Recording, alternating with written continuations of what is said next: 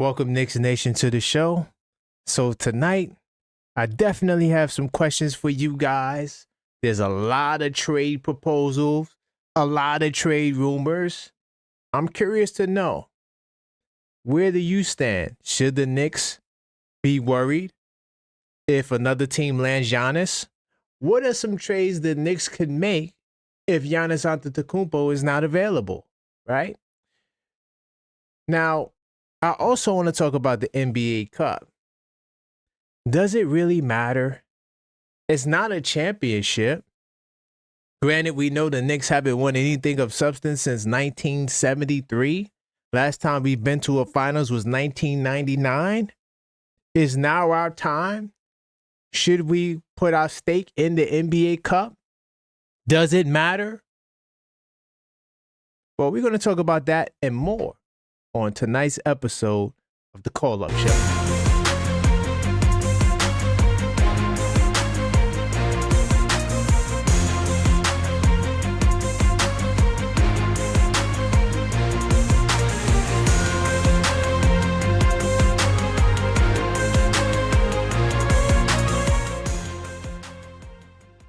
Welcome to the show. I am your host, Karan Pierre, the Objective Fan, and I'm straight out of Kings County, New York City's finest, and you know the vibes. Tell a friend, we are live. This is the Call Up Show, number 51. I see y'all in the building early talking about y'all ready to go to sleep. Listen, y'all ain't got no work tonight. Listen, man, I see you, Crims Dad. Salute to you in the building. Knicks Tape Man, this Discord server. Okay, well, you're not in the Discord server, but you are a channel member. Salute to my man, HRM, the great Knicks Tape Madness Discord server channel member. He says like he got a good 15 minutes before he dozes off. You got to knock it off. Salute to my man, Stevie Nicks in the building early. And Mellow Mike, Knicks Tape Madness Discord server channel member. Matter of fact, me, Mellow Mike, and Stevie Nicks was at the Westchester Knicks game. We had a really good time. Salute to those brothers. I see you. Buzzer Beater, I see you. You was the first one in the building. Definitely hit that like button on the way in. And if you're not subscribed, hit that subscribe button. Also, hit that bell icon so you get all the notifications. And if you are a subscriber, consider joining the channel. And of course, you know we got those 82 nights of basketball fans companion out now on thisweekinsidethenix.com. Go get your own copy. I happened to go to the Westchester game. I saw Mark there, gave him his copy, and he loves it. He's been waiting for it, so definitely go get your copy now. I'm exclusively on thisweekinsidethenix.com. This is the Knicks Call Up Show, so keep the calls coming. 646-995-8389. If I do miss your call, I will call you back. We got some things to talk about tonight. You know, a lot of rumors, a lot of speculation. Dante DiVincenzo's name been brought up. Oh my God. But we're going to talk about that tonight. Hold on. I do got a call. Let me get to this call. Get this brother on the line. Patiently waiting. So make sure you get your calls in as well, right? 646-995-8389. This is Yuri. Hey, Yuri. Welcome to the show. Knicks Tape Madness Discord server. Channel member, what's going on? What a day. Just what a day. I'm chilling. I'm helping out Pops. Next thing you know, I'm looking at my Twitter timeline. Mm-hmm. I'm looking at my Twitter timeline. I see Jose Alvarado, the point guard from Pelicans. Yes. And they're going to talk about a trade negotiating this weekend to bring him over to the Knicks. The next thing you know, I see another report from Chris Pelican, whatever his name is, saying that, Dante's also in the mix as well. And we always knew the Knicks wanted Dante back. Let's not get it twisted. They never wanted to give him up in the cap trade. Right? Right. But right. Well, you said wanting him back. That's separate from not wanting to trade him. Right. Wanting him, those two could be different, but go ahead. Right. Then you hear that the Knicks are talking to the Timberwolves, trying to get Dante back, and the Timberwolves want that Washington pick. Yeah, I seen that. Right. So to all my fellow people in the Knicks Nation, chill out. I know I was excited about it, trade rumors, but then I realized, this is the New York Knicks. Knicks for clicks. Right. Definitely. Remember, this is a dry week, right? So not a lot of basketball this week. This was definitely a dry week because the Knicks actually play tomorrow instead of today. Right. Exactly. So, people they need things to do content on. I don't think the Dante trade rumors is real because of his I don't salary. think so neither. It's unlucky. It's unlucky. And the only player you have that matches his salary that you want to trade is Mitchell Robinson. But Minnesota doesn't need Mitch now, unless you're going to say they're going to do a multiple team deal, which could be, that could be worked. But I get we were talking about the 2-guard problem, but the lineup, last year's lineup is looking well. Why would we pivot away from that? That's what I'm saying. I don't know. And then if you want to bring Dante off the bench, fine, I can understand that. I don't know.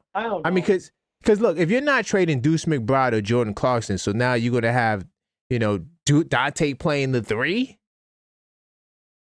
I don't know. Makes no sense. But I could see the Jose. I could see Jose coming to the Knicks though. So that means you're giving up on Cole because all right, what are we gonna do? We're gonna play the 3 guard one same thing. You're gonna play Deuce, Clarkson, and Alvarado.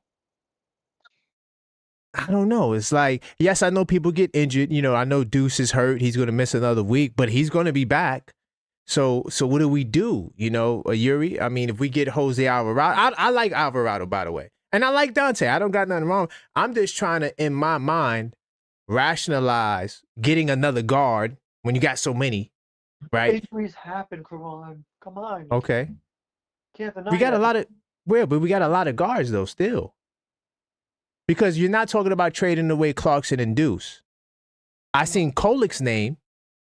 But Kolik barely gets minutes as it is.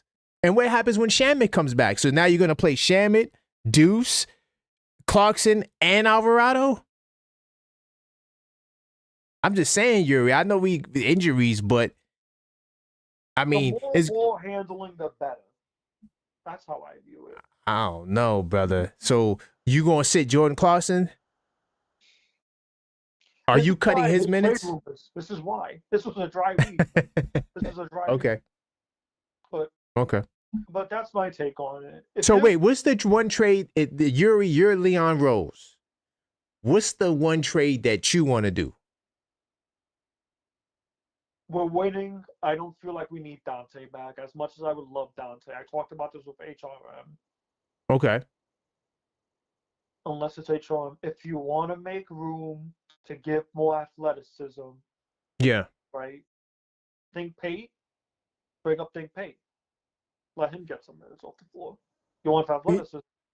I went to go see him the other night, and boy, it was not a good look. I didn't see nothing from. I'm gonna keep it real. Now it's just one game, but this was against the Long Island Nets, right? And they got smoked. They got smoked. I'm not sure what happened tonight. Mellow Mike was there. Hopefully Mike could call in a little bit later, but it didn't look good, bro. I'm telling you, Dice was the whole thing to that team. Dice Yamamoto, the one that was with Tibbs' coaching staff. Oh, okay. Yeah, there was. I don't want to dump on the coach. I don't want to. I felt like they did the best job because here's what happened, Yuri. Right? What happened? Ariel Pacome Dadier didn't play, but he was there. Kevin McCullough Jr. He was there. And Jameson. Right. They all showed up. So it looks like chemistry issues when you got guys coming, from the big team down, not playing together, and then 3 of their point guards were hurt. So the ball, like the Nets were pressing and trapping us. The Nets had like 4 small dudes, and you didn't really get to see Think Pate do much. The one who killed in that game was Ariel. He was looking like Dwight Howard out there. He was shooting threes. He had a dunk off the bat. I'm like, damn, you never seen Ariel do this with the Knicks. Development's working at least. Yeah, Ariel looked great. Everybody else to me was rough. Kevin McCullough Jr. was playing point guard. Didn't look too good. I'm gonna keep it real. It really didn't. And the Nets were pressing and trapping. But yeah, I don't think Pickett is ready. He's not. Oh, Diawara was down there. Diawara was all right. Diawara, he had some moments where in the first half where he got the ball on the block against a smaller guy. It looked like he didn't know what the hell he was doing. But then in the second half, he actually was aggressive in the post and got 2 buckets on the box. I was happy to see that because I'm like, damn, dude, you're 6'10". You got a 6'3" dude guarding you. Put him in the basket, you know? But yeah, that's just my take. I don't think Dink Page is ready. I don't know what the trade deadline is. Come on, I always, what's going to happen this trade deadline? That's the one thing I keep asking myself with the Knicks. We all know Leon makes a trade. Let's not get it twisted.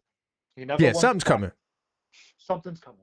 Something's coming. I mean, listen, I'm going to tell you, my guys, I remember I posted that trade in the Discord. I want to hear your take because I got no clue. I posted that trade in the Discord server, right?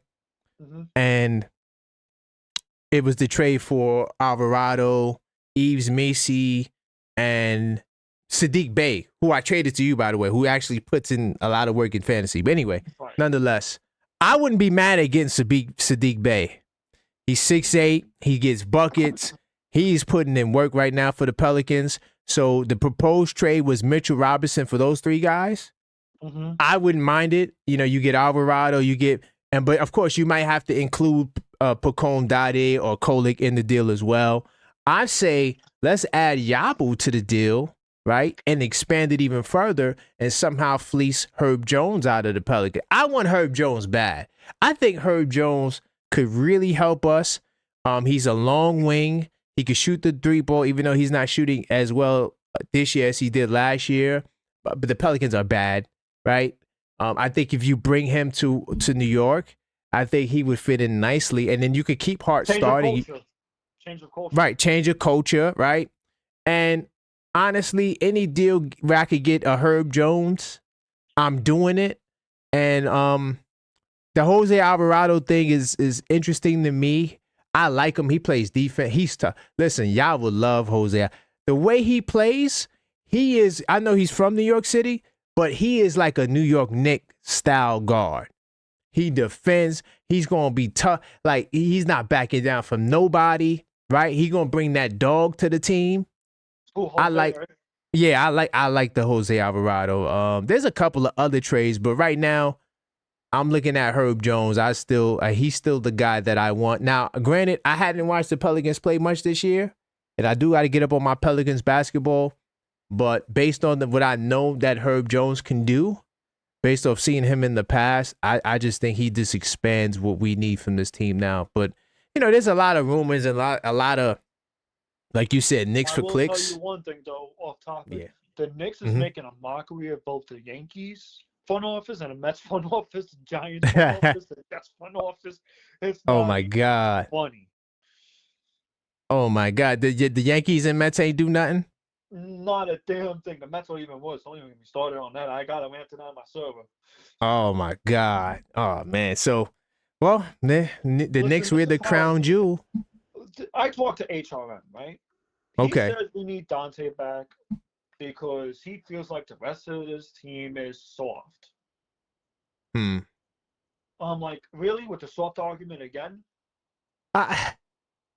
All right. Are we more soft compared to anyone else in the league? I think everyone is the same. I don't. Exactly. The only team that kind of has edge really is Houston. Like them dudes.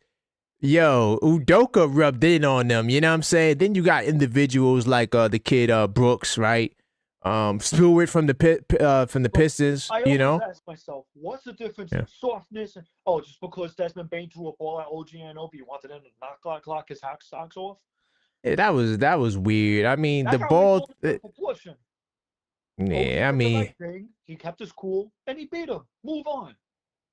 Yeah, but Bane also, you know, they came to terms. They were cool after. So, you know, it wasn't like Bane was just on some super aggressive, you know, tone. Like Bane, you know, they worked it out, you know. So what do you want OG to do in that scenario? It wasn't like he was, you know, standing on it trying to be, you know. Wasn't standing on business. Yeah, it wasn't. Yeah, exactly. You know, so. What's the whole thing with us being soft?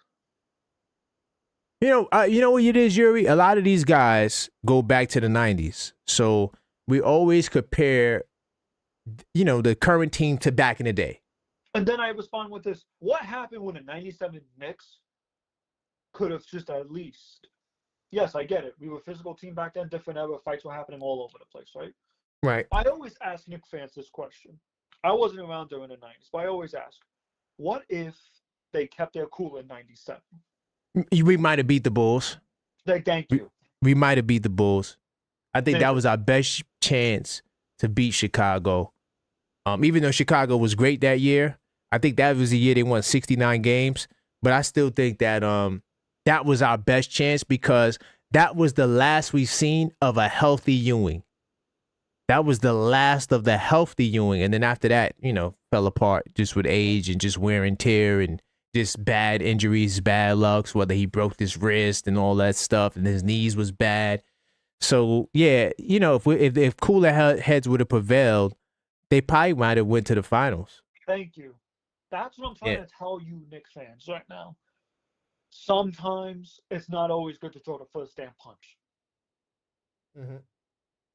Right. And real quick, I know we kind of jumped around. Tonight's a call-up show with no game, so these are my favorite shows when there's no game, so we could actually talk about it. Yeah, so we could talk about some topics. If they lose, nobody's crying.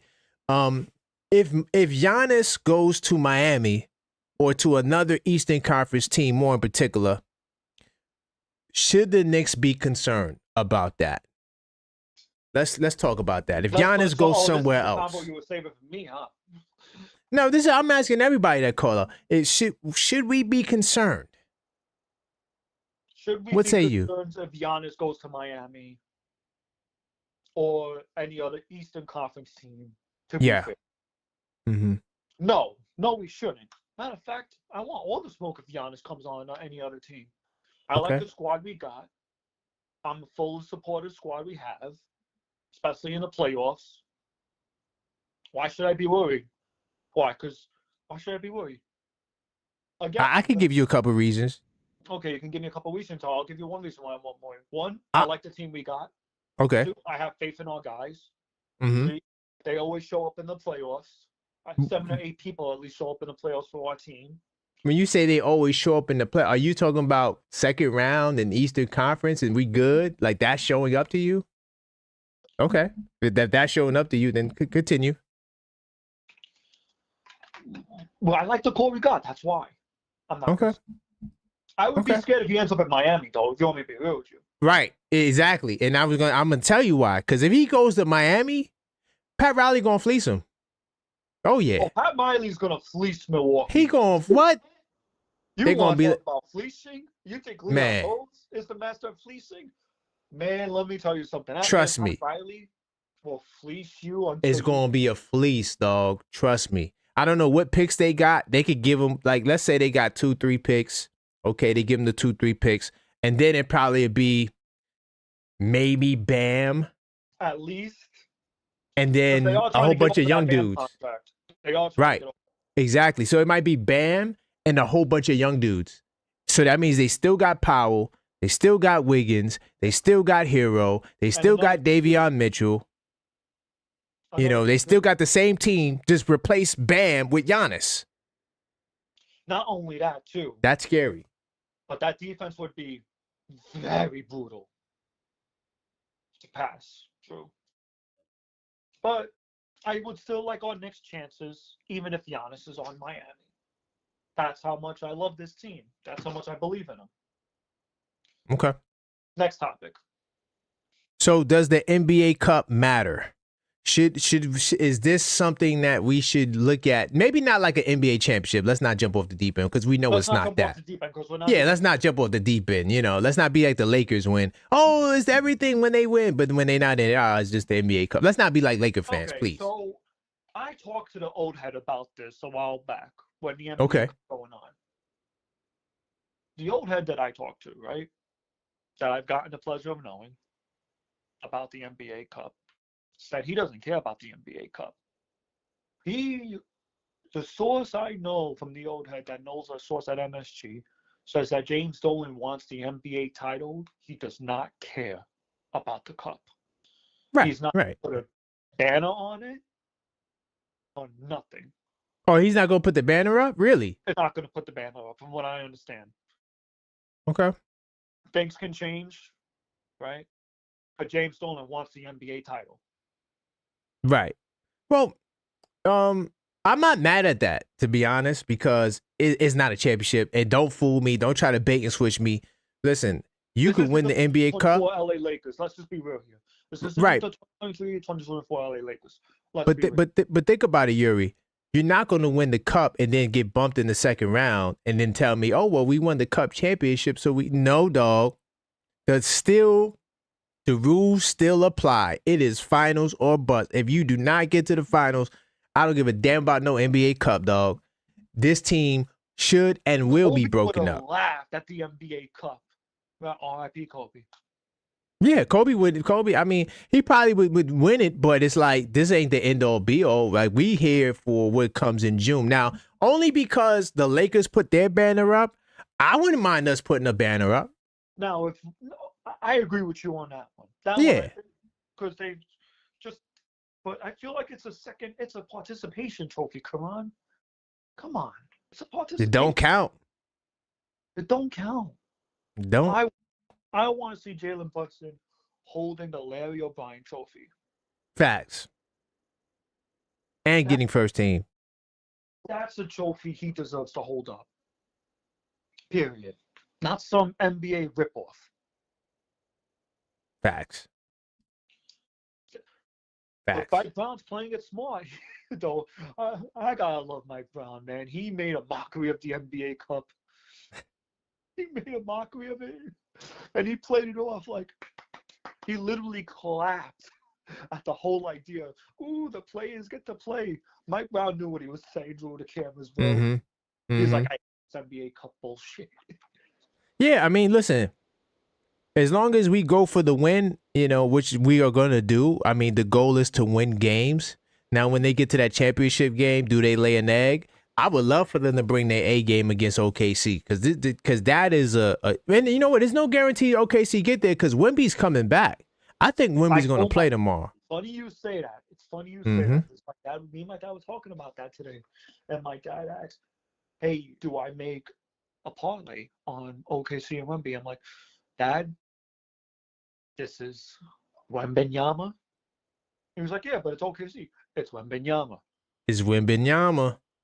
That boy. And remember, we hadn't seen Wembanyama with Fox. We hadn't seen it. And guess what? We going to see it.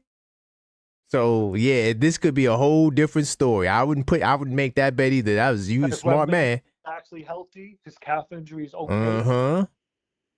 Guys, don't be surprised if it's Wemby versus Shaw playoffs. I would love to get Wemby in the finals because that might be the only time you get him. His first finals, he all raw, looking all shaky out there. I would love to get Wemby in the finals with Fox and all of them. It'll all be their first time. It's true. Yep. And it might break the OKC dynasty up. Because they got second April questions they need to answer next season. Because let me tell you something. If OKC gets knocked out in the playoffs, just speculating. I don't want to jump off my high heel. I got to give respect to the champs when it's due. Right. They've been kicking ass. This is regular season, Karan. We all know how that game is played. Doesn't matter in the long run. Doesn't matter in the long run. This is OKC.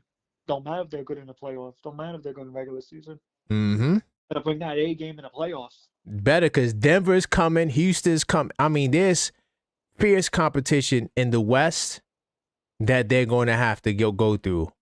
And if they get through it, that's why I think they'll probably be the favorites to win the championship. Because if you get through the West, if you get through Jokic, San Antonio, Houston, then fun. Yeah, that's but that. Let's be honest, the West is a mockery right now with the blowouts going on. Let's be real. It's kind of a mockery. But playoffs is a whole different ballgame. Everyone thought that Detroit was going to beat the Knicks. Oh, it's going to be 4-0 Detroit. Because they beat us in the regular season. What happened? 4-2 Knicks. Oh, Boston's going to sweep us. They swept us in the regular series. Don't matter. 4-2. Knicks. There's no correlation. No correlation. I've said this to so many people so many times. Yeah, it's been proven throughout many years. So this is not a new rule that I came up with. No, this has been since the beginning. Lakers beat the Phoenix Suns back in 06. What happened? Yeah. Yep. What every happened? Every year there's an example, Yuri. Every year. What happened? No. The Suns came back 3-1 to blow out the Lakers in Game 7 back in 100%. 100%. And this is the thing too, like, you know, the bottom of the West is weak as hell, but the top 3 teams, the teams with the best 3 differential in the West, those teams are the best teams in basketball. Denver, Houston, and of course OKC. Those 3 teams in basketball, they're the most dominant team. And then we're up there right behind them or right with them, right, in differential. So, you know, if OKC beats 2 of those teams, that's saying something to me. Come on, I know you wanted to talk about something with me today, though. What's that? The Knicks have officially cracked the top 10 defense. Okay.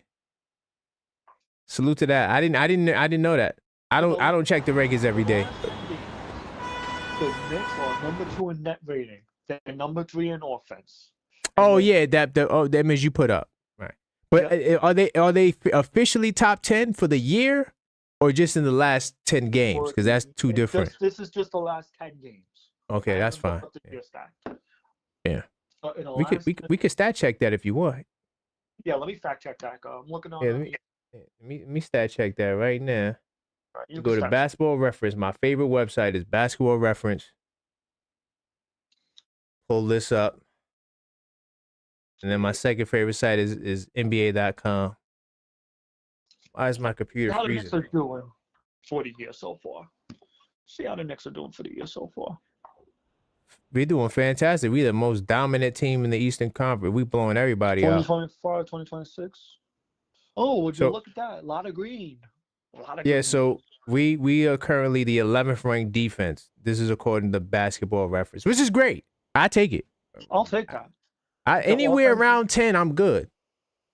Right, because in order to be a contender, you have to be around top 10, right? You got to be. Well, in the last, I would say 7 years, maybe 8 years, like 6 of the last 8 champions were top 10. Yeah, they were top 10 in defense and top 10 in offense. But you had Golden State, who was, I think, 12th in defense when they won. And then the Denver Nuggets were like 13th or 14th or something like that when they won. So usually those teams are in the top half of defense, but definitely top 10 for the most part. But I take anywhere around 10. You know, and also like I keep seeing people say the Knicks rim protection is bad. The Knicks rim protection is not as bad as people think it is. It really isn't. Not. Cat's actually pretty decent. Cat's been holding it down. Cat's been holding it down. Which I'm kind of shocked to say that because I've been defending Cat being a good rim protector. Not a great rim protector, a good rim protector. No. But he's doing a lot better this year thus far, especially with Mitch backing him up. It's a really good push.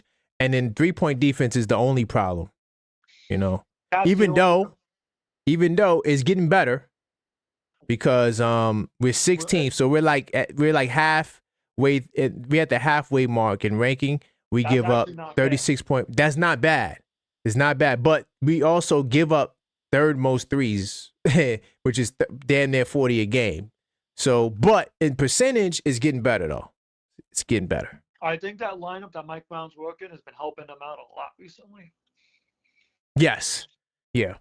Yeah. It's doing a lot. Salute to Mike Brown. I know he got a lot of flack for those 3-game losses, but he made a quote that I absolutely love. I'm going to be wrong again, and I'm going to make sure, and I'm going to rely on my coaching staff to put me on top. That's why he inserted Hart in the starting lineup. Yes. No, incredible. Let me tell you something. If Hart keeps balling like this throughout the entire year, and he carries it into the playoffs, Lord have any mercy going up against the Knicks. Yep. They better pray to God that Knicks are having an off night on their 3-point shot. Yeah. I'm gonna tell you what makes us dangerous, and I'll let you get your final point. What makes us dangerous is this, Yuri, the fact that we have no weak links on offense. Based on the way Josh Hart is shooting, Josh Hart is the best 5th option in basketball. Like, that's crazy. Not too many teams have a fifth option as a starter that's averaging 16, 10, and 6. Like, that's taking your game to another level. And salute to Josh Hart, man, because he got a lot of flack. Yeah. At the beginning of the season, man. We all were flacking on him. He answered. He bounced back. Got reinserted back in the starting lineup. And, hey, come on. Maybe I was right. Maybe Josh Hart is a starter in the league. He feels that way. He's definitely a starter in the league, 100%. It's just, if you make a move to get somebody better, then okay. But if you don't make that move, that's the man. That's the man. And the matchups for the Knicks, I can talk. This is how I feel about the whole guard lineups and stuff like that. I don't like the Mike Brown does the 3-guard lineup. I really don't. Yeah, the point guards. Oh, my God. Now, there are situations where it can work. I'm not saying it's not going to work, right? Because that's not how I am. But I do like the lineups that he does mess with. And I think he went to the 3-guard lineups because of, reasons being I'm going to go with the reason why he went with the 3-guard lineup. It's definitely because of what's the word I'm looking for? It's definitely because OG was out. That's why. No, but no. Listen, that's why your journal should be getting to you soon, but this is why I take notes. He ran it the last game. Oh, he did run it the last game. Hell yeah, he ran it. I'm like, what the hell is he doing? What are you doing? Why are you playing 3-point guards? Trust me, I make notes in my journal. I'm like, he did it again. Another one. Why? And the only reason why I don't like it is because we have the size. And now you're choosing not to play the size. And also Jordan Clarkson as well. Because he has to get time. Like, if Jordan Clarkson wasn't like promised time, he probably wouldn't play most nights. Or he would get less minutes, I should say. But because, he's due to get what he was promised to get, that's why you can't sit him. That's why you see Kolek coming in behind him. But some nights it look like, damn, maybe just put Kolek out there to start. But now that Deuce is out, yeah, we'll see. But yeah, he ran it though. So he did run it. Yeah, he ran it. And then and then when Deuce is there, he definitely runs it. But go ahead. So Jose asked a question to you, and we can end it. If the Knicks don't win tomorrow versus the Magical Alphons, how can we take them seriously? Any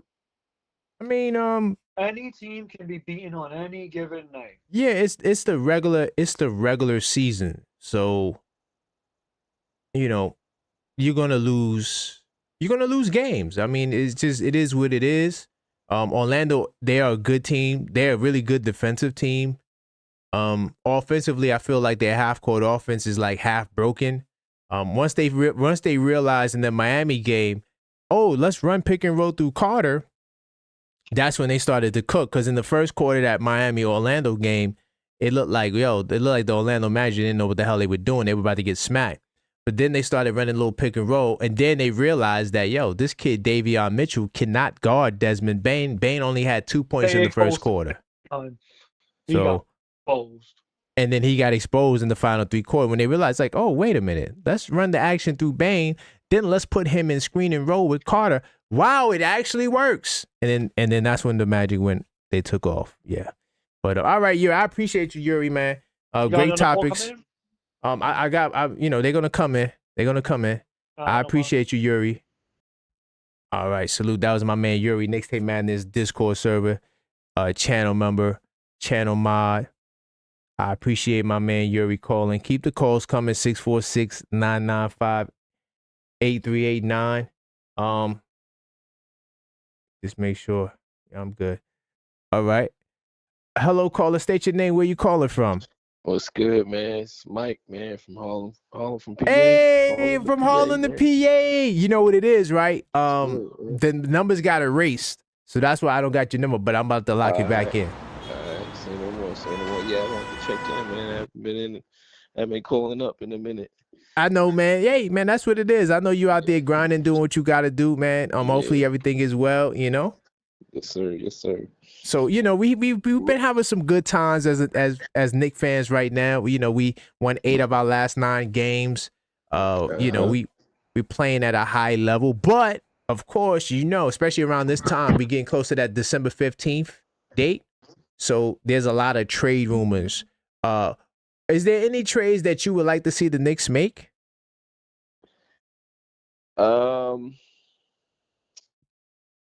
Yeah, it's hard for me to say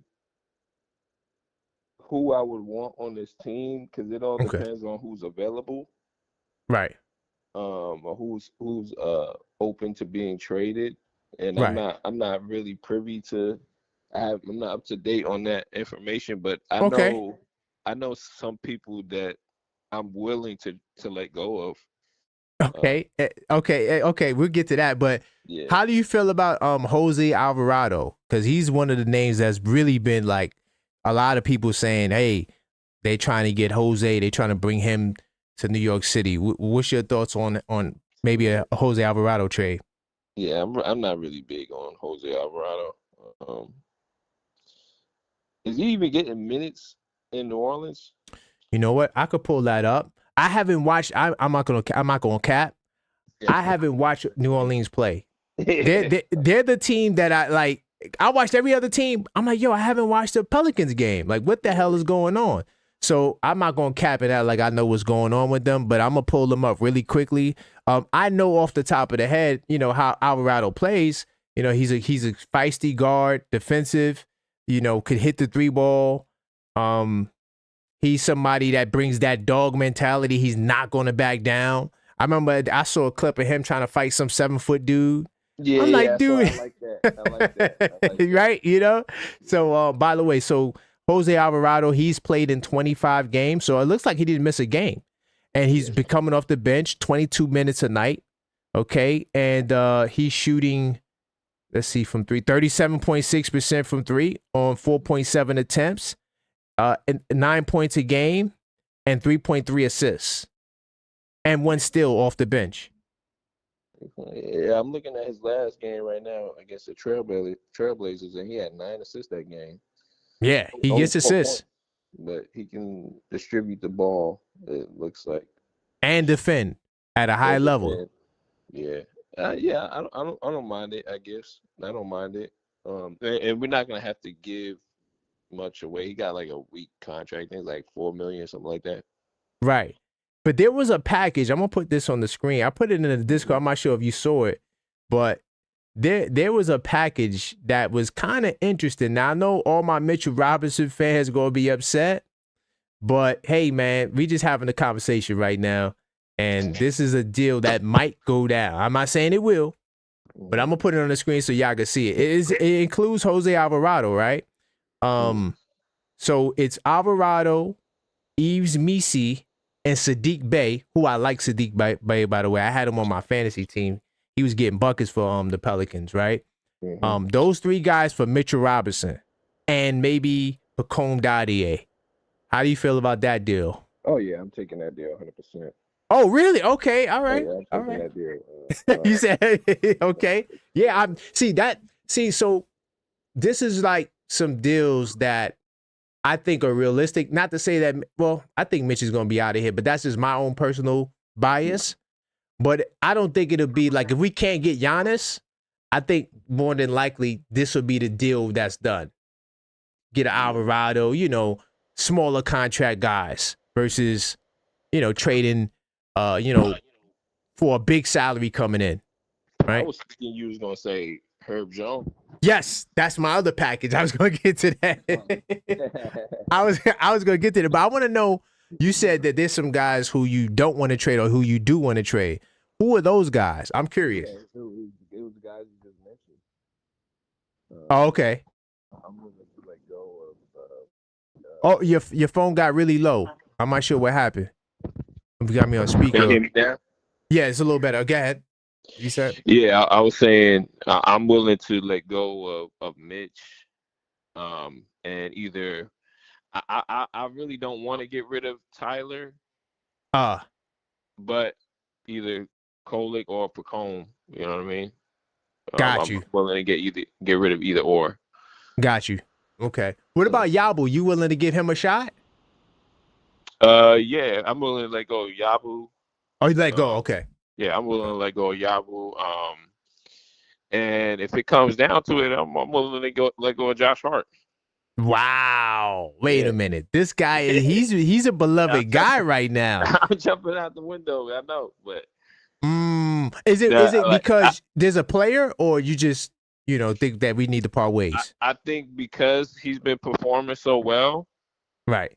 Josh Hart's been performing so well these past couple of games that we could garner some interest and maybe get a player out there that fits our team a little bit better, because we are. I remember you saying how we're kind of a small team. Yes. And I was thinking about it. I'm like really going through our lineup, and you're right. We are pretty small, man. And the bigger guys like that we have, like Yabusele and stuff like that. He's not. I don't see him, like, from what I'm seeing him do right now. I don't see him getting big minutes this season. You know what I mean? Later on in the postseason or even in the playoffs. Yeah. So if we could get a guy like a power forward, or even any forward, power forward, small forward, with that's athletic build and lanky, that can defend and put the ball in the basket. Yeah, I'm willing to get go of that, man. I'm willing to let go of Josh Hart. So okay, you know what I think a deal that possibly could happen. I'm at 100 on it. But it probably won't because of the money. But if you did Hart and Mitchell Robinson, you might could get Aaron Gordon from Denver.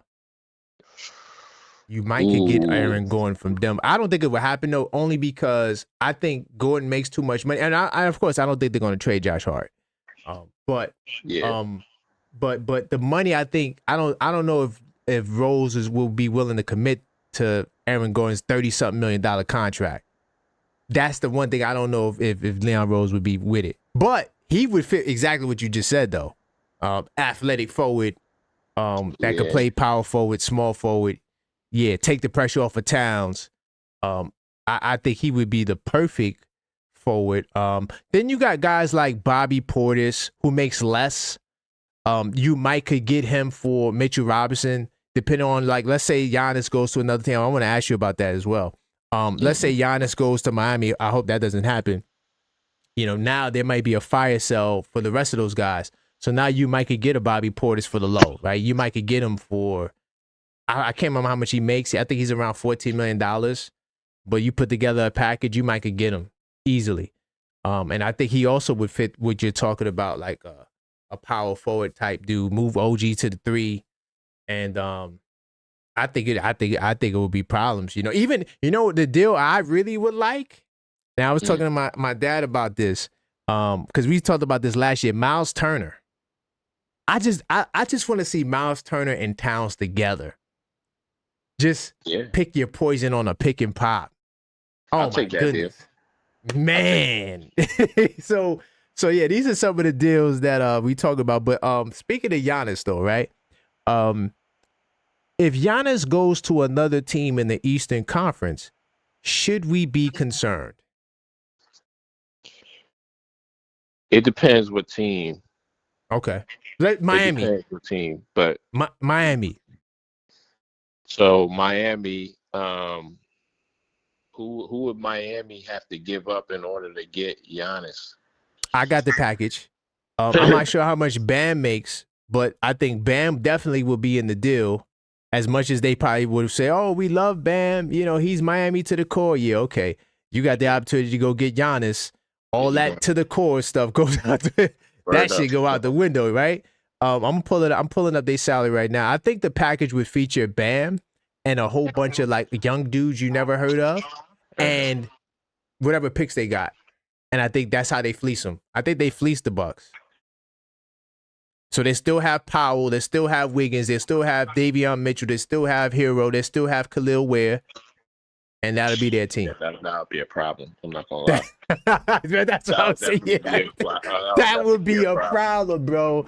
So this is why, I'm kind of like, I'm asking the question in a little sly little way, because I'm like, yo, man, we got to get Giannis. We don't want him to go to the ops, especially any of the ops, Boston, any of the. We don't want him to go to none of those teams where we know we're gonna have to see them, especially in big games in the Eastern Conference. Listen, bro, you got to be the team in the East to get him. Let him go out west. Let him go to Golden State. You know what I'm saying? I don't think it'll come back to bite us as much if he goes out west, because, you still got OKC and the Giants out there. But we cannot allow Miami to get Giannis just to keep him from going there. Mm-hmm. I was wondering if Detroit would have enough to get him. Detroit, because remember they got Harris contract. So, but real quick before I get to Detroit, I just wanted, Bam makes $37 million, so he puts you halfway there. I'm not sure if they're gonna get rid of Terry Rozier's contract. It'd be interesting to see what because he's in the scandal, and they might get that money back. So that'll be interesting. Fontecchio makes $8 million. They might have to add all of those guys up. They might have to build a whole new team to get this story done. Because build a whole new. I would add all of those guys to get to the $60 million Giannis makes. I don't think they're an apron team too. No, they're not an apron team. So they honestly, they could take on a little bit more salary back. Yeah, they could take on a little bit more salary back. They're not capped out at anyways, right? And then they could also probably get a third team. It's some things that can be done to get Giannis, but I'm gonna go to Detroit really quickly just because I know Harris makes 25 off the top. He makes around like 24, 25. No, 26. Excuse me. So Harris makes 26. Duncan Robinson makes 16. Put them two together, that's 40. You still need another 20 million. Maybe throw Stewart in the deal.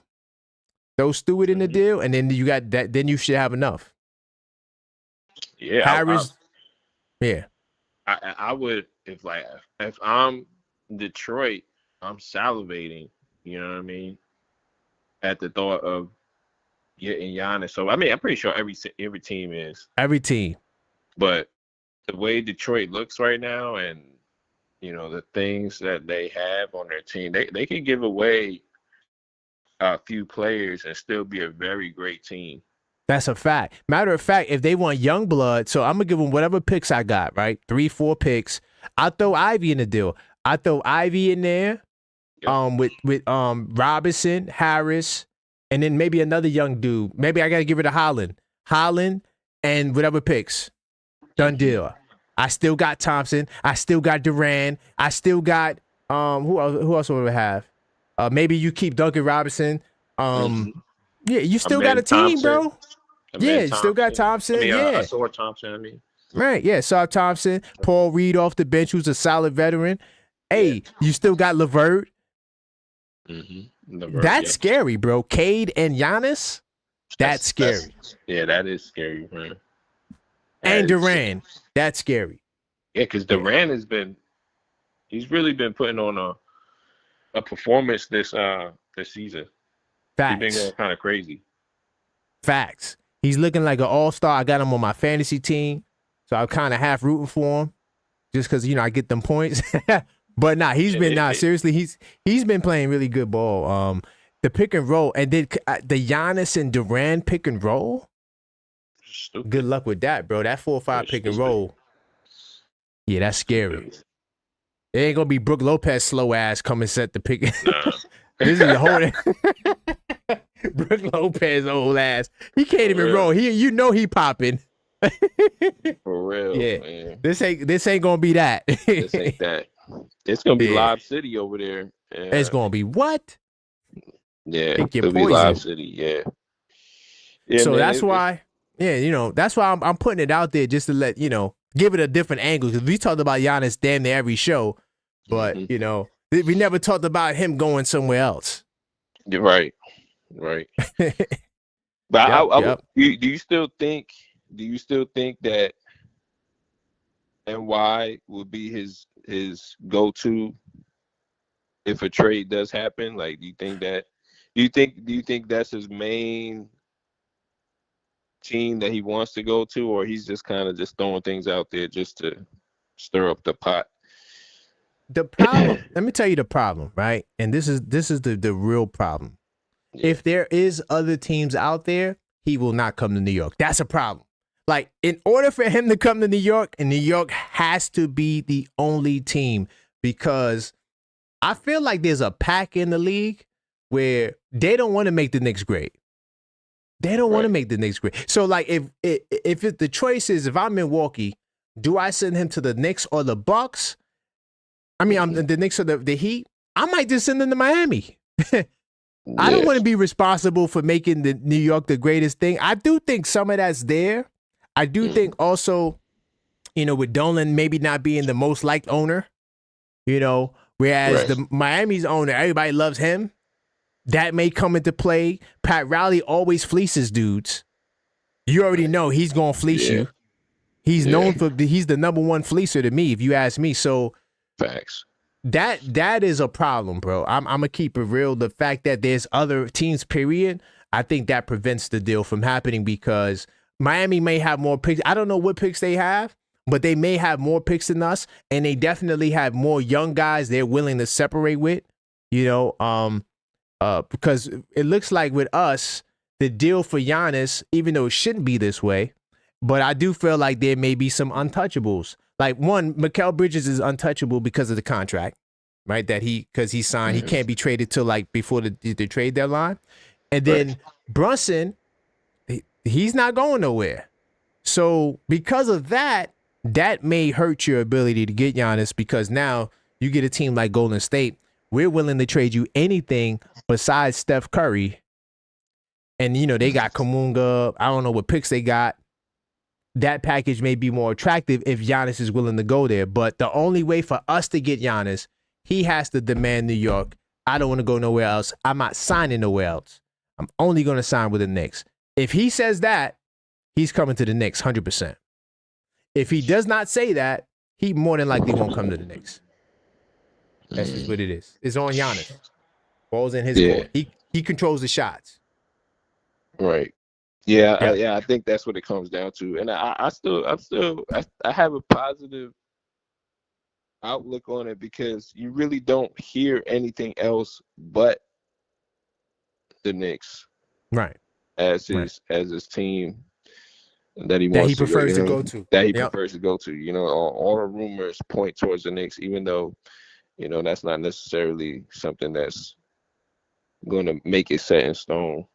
Right. Because it could all just be rumors at the end of the day. It could all be cat, bro. And as a Knicks fan, we never get players like this. Never. So, bro, the best player we've gotten was Melo, and people don't even like that deal. Oh, we should have waited till the summer. Da-da-da-da. They always got something. They throw him, Melo wasn't all of that. Oh, Melo this, that, and the third.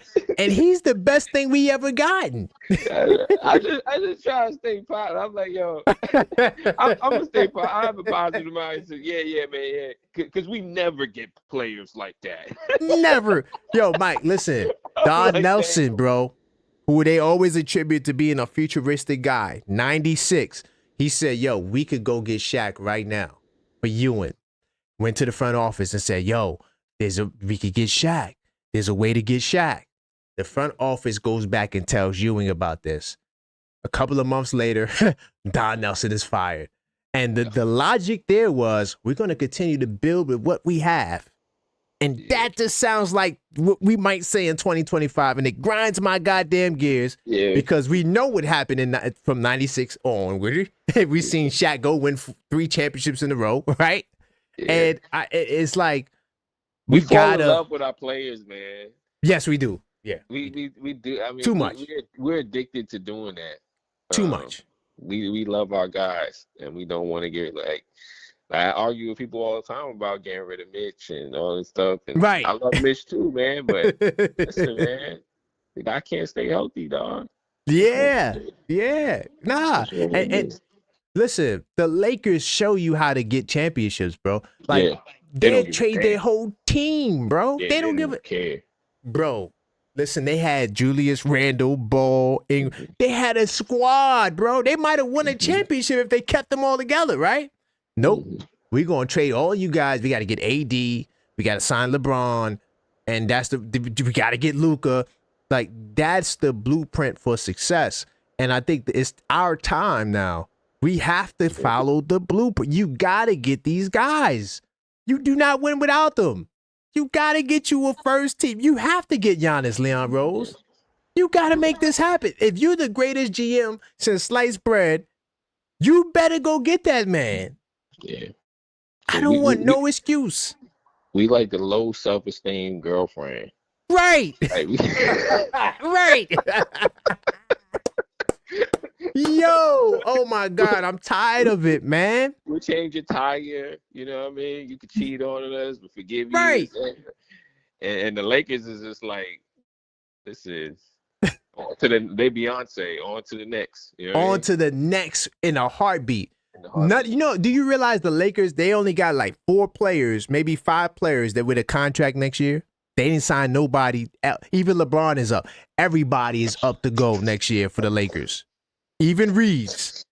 Everybody. Yeah. And that's the mind state. Like, yo, we trying to build a champion. We know we need to get star player. So we got Luka. Let's try to get another star, or we're going to build the team around him. Right. That's what we're going to do. We're going to go get, a real center, right? Or we keep Ayton, because I do think Ayton got one more year. But the bottom line is, they're going to build that team around Luka. And it may include Reeves, may not. It may include LeBron, may not. They're going to do what they got to do next year. And don't be surprised if Jokic winds up over. That's all I'm warning y'all. Do not be surprised. I'm not saying it's going to happen, but I wouldn't be surprised. They got the formula down. Oh, do they? They got the formula down. Every 10 years, they get a top 75 superstar, dog. Every 10 years, bro. Like clockwork. Going back to the 80s and before that. Yeah. All we got to do is just copycat the blueprint, and we got. That's it. Yeah, we got the tools to do so. We just, man, we loyal, man. We loyal. I think we loyal. You know what it is, Mike? We got the number one. I know the Lakers got the number one franchise because they just sold, but I'm pretty sure if we sold, it'll be more, right? So we got the number one franchise with money, right? That's if we win or lose. Yeah. Yeah. So why do I make you a winner when you're going to be the number one team, even if you lose? Yeah. Yep. So it's the game, man. All I'm saying is I hear you, and that's all fantastic, but we need to get that brother. That's it. If the brother is available, you have to get him, Leon Rose. This is the legacy right here. Yeah. This is the legacy, man. But my last question to you, man, does the NBA Cup matter? To me, does it matter? Oh, to you, okay. I respect that. Yeah, to me it doesn't, but I like it. I still like it. I think giving the incentive to our bench players and people who want to make a name for themselves in the league,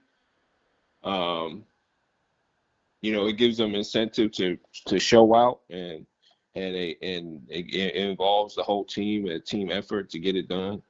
I like it. It's like a preview of what we may see in the playoffs or in the finals. Right. But things change, things happen. It's a long season.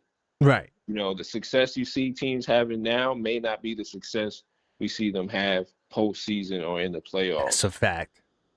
Big time. Yeah. So what really matters to me is what the organization does to keep our players healthy and to add to our roster. That would help us maintain going further into the season, into the playoffs and all that. Yeah. But I got one question for you before you let me go. Yeah, go ahead. What's this Dante DiVincenzo noise? Is that? I was gonna go there. Yeah, let's talk about that. So honestly, that started within the last 48 hours. They're saying that the Knicks were interested in Dante, and there's been offers to the Wolves. I don't know how legitimate that is, because the only player you could realistically trade flat up for for Dante is Mitch, right? And I still think you might be a little short, and I'll pull it up just to fact check myself, the stat check myself. But honestly, besides that, to get him, if you're not trading Mitch, and then think about it, it's going to have to be a multiple team deal, which is, that it's always possible, right? I'm not going to say that, you can't make a deal happen, because they're going to find a way to get it done. Leon Rose, he's going to find a way, right? Yeah. But I just don't think it makes sense direct. Oh, well, 11.9. So Dante's getting 12, right? And I think Mitch is also getting around 12 or like 11. Hold on, let me just stat check myself. So, Mitchell Robinson, yeah. So Mitchell Robinson is getting $1 million more, and I think they might be an apron team. So now they got to, get some salary off too to make it work. But it's a deal that could be done. Mitch makes a little bit more, so they would have to package. They would have to take Mitch contract one, and then package Dante with another young player, maybe this Jalen Clark. I don't know who he is, if he's nice like that, but maybe give up one of these little $2 million salaries, send him somewhere else, and the deal could be done. But once again, where does Mitch go? Do you make it a 3-team deal with the Pelicans and then make it work like that? But I'm hearing that they want the Knicks, the Wizards pick, but there's no guarantee we get the Wizards pick. I think it's top 8 protected. So, right. I don't know how true that is. They're saying that they want the Wizards pick for Dante, which is weird. I don't know. Yeah, I don't know if it's worth it, man. I think we could do. I think that ship has sailed with Dante and the Knicks, and I just think we should move forward. I think we could find somebody who does exactly what Dante does and even better. Right. And so it's just not. I don't know. For me, it's not worth it. I think that people are just clinging on to this Villanova. We gotta right. assemble all the Villanovas. The Novas. Nah, dog. Come on, man. That's not even realistic. Like, all right, so look, you get Dante for Mitch, right? Now, do you already see the problem? You got Dante, Clarkson, McBride, Polick. I mean, how many guards you gonna play? And then you lose a 7-footer. Exactly. We lose height for, but Dante, a streaky shooter. For a streaky shooter. Now, are you telling me now? Here's another way it could work, right? Here's another way, but it still kind of doesn't make sense to me. But you could, because he's making 11 point something million. So you could try to put a package with Yabu. If you really about the Dante life, are you willing to trade Deuce for him? Because you could do Yabu, Deuce, and like Pacone. Nah, I ain't doing it. You're not doing that. Right? Deuce is he's coming alive, man. Right. Like Deuce is coming alive. I don't know. I'm not doing it. I'm not doing it too. Yeah, I'm not doing unless like okay. So if they willing, hold on. Let me go back. Now, if they want to make this a bigger trade, which I know they're not going to want to do, but if they were willing to give me, if I could somehow get Naz Reid and Dante, now we talking. Yeah. If you give me Naz Reid and Dante, I know it ain't gonna happen. But if you gave me Naz Reid and Dante, and then you were willing to take Mitch to be behind Gobert and Yabu and whatever other guys we could muster up. Yeah. And if that were the case, like if they were to throw in Reid and Dante, then I would say, I'm willing to give up Deuce. Yeah, I'm willing to give up Deuce. Right. Mitch, Deuce, Yabusele, Pacome Dadiers. Yeah. I don't even know what you're gonna have to muster. You might have to get a third team. You got to figure out that money. But yeah. But if they're doing it, I'm willing to trade the farm. But outside of that, the Dante deal, just Dante by himself, to me, it doesn't make any sense. But hey, stranger things have happened. Yeah. But yo, man, I appreciate you, man. I appreciate you taking my call. Man, salute Harlem the PA, man. I appreciate you, man. Yeah, save my number, man. I'm gonna try to keep in contact more often. Yeah, no doubt. I got you. All right, brother. All right, salute. So that was my man Mike from Harlem the PA. Been a long time since he's called them, but he's in the Discord server. Salute on the Knicks Tape Madness Discord server people in the building. BS 10258 says too many guards. We need length. Facts. Giannis is the only move. Yo, BS 10258. Yo, we've been agreeing a lot recently, man. We've been agreeing a lot recently. Hello, caller. State your name, where you're calling from. Yo, it's JJ from Brooklyn. What's good, brother? How's everything, JJ from Brooklyn, man. What up, yo, man? listen, What man. up, Listen, first off, this is my favorite show. There's no game. I love to have call-up shows where we can have topics and we don't got to worry about no goddamn loss, right? Or if we win, Right. now we're the champion. We beat the Jazz. And like, oh, man, we're going to the finals. Like, yeah, I'm glad we don't got none of that going on tonight. You got some topics, man. We talk about trades and stuff. Okay, do you have any trades that you would like to see the Knicks make? Any deals, any players, any targets, anything on your mind? I mean, I'm on Giannis, man. Straight up. Okay. I'm on Giannis. Oh yeah, you went there. I'm Let's going go. there, man. I'm on Giannis, man. Listen, also because let's look at the teams that could get him, right? Yes. And in my opinion, two of them are two of our biggest rivals. Detroit, Yes. they got all the expiring contracts in the world to give them. They got all the picks in the world to give them. Like you said, they got some young assets they could give them. Yes. And another team, the Atlanta Hawks, who you know that I like a lot. Oh yeah, we didn't even talk about them. If they give, what pick they have this year, don't you? They got that New Orleans pick. Oh yes, and they that do. Pick is they're 3-22. That pick is gold. God forbid they offered that pick for Giannis. They're getting Giannis. 100%. They're number one on the realistic. I mean, listen, that pick is gold. In this draft is stacked. Facts. That pick. But you know what's crazy though, JJ? They could literally just say, "Yo, we'll give you Trae Young."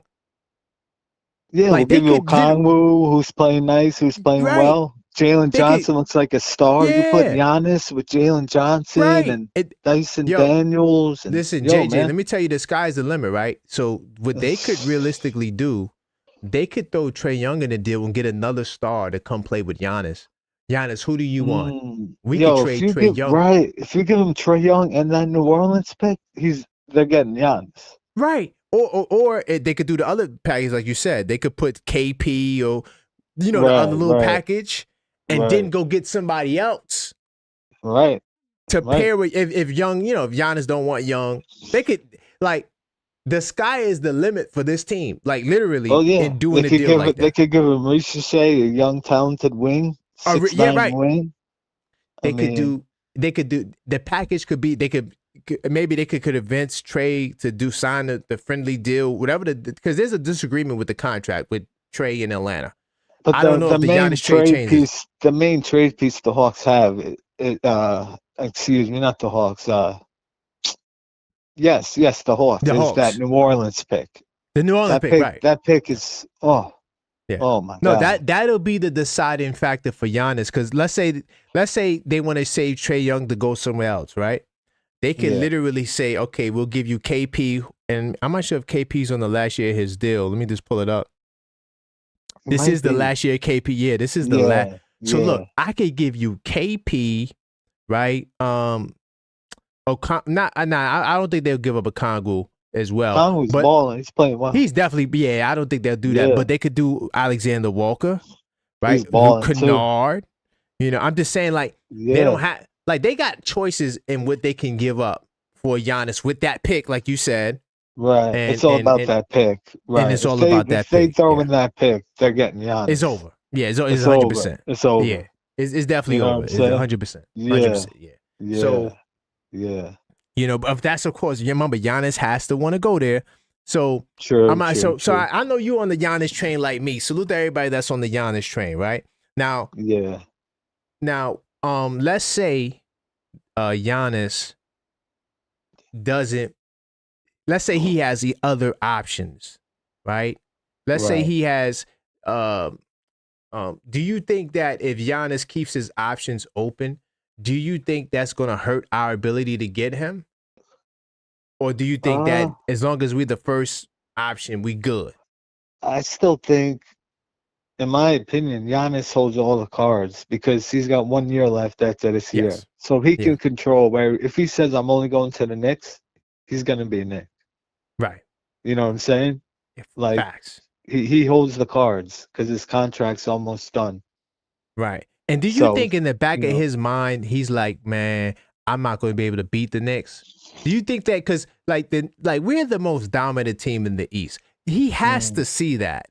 He has to see like, yo, man, I'm still going to have to go up against this team. Like if I go to Atlanta, there's no guarantees I'm beating the Knicks. No guarantees, you know? So I wonder if that plays a role in his decision making as well, you know, because they talk about Miami, you know, and I'm concerned about Miami because I think if any team in the East could turn Giannis into a champion again, I think it would be Miami because I know Pat Riley is going to fleece the Bucks. You know he's going to do it. It's going to be it's going to be Bam Adebayo, right? Yeah. A bunch of guys you never heard of before.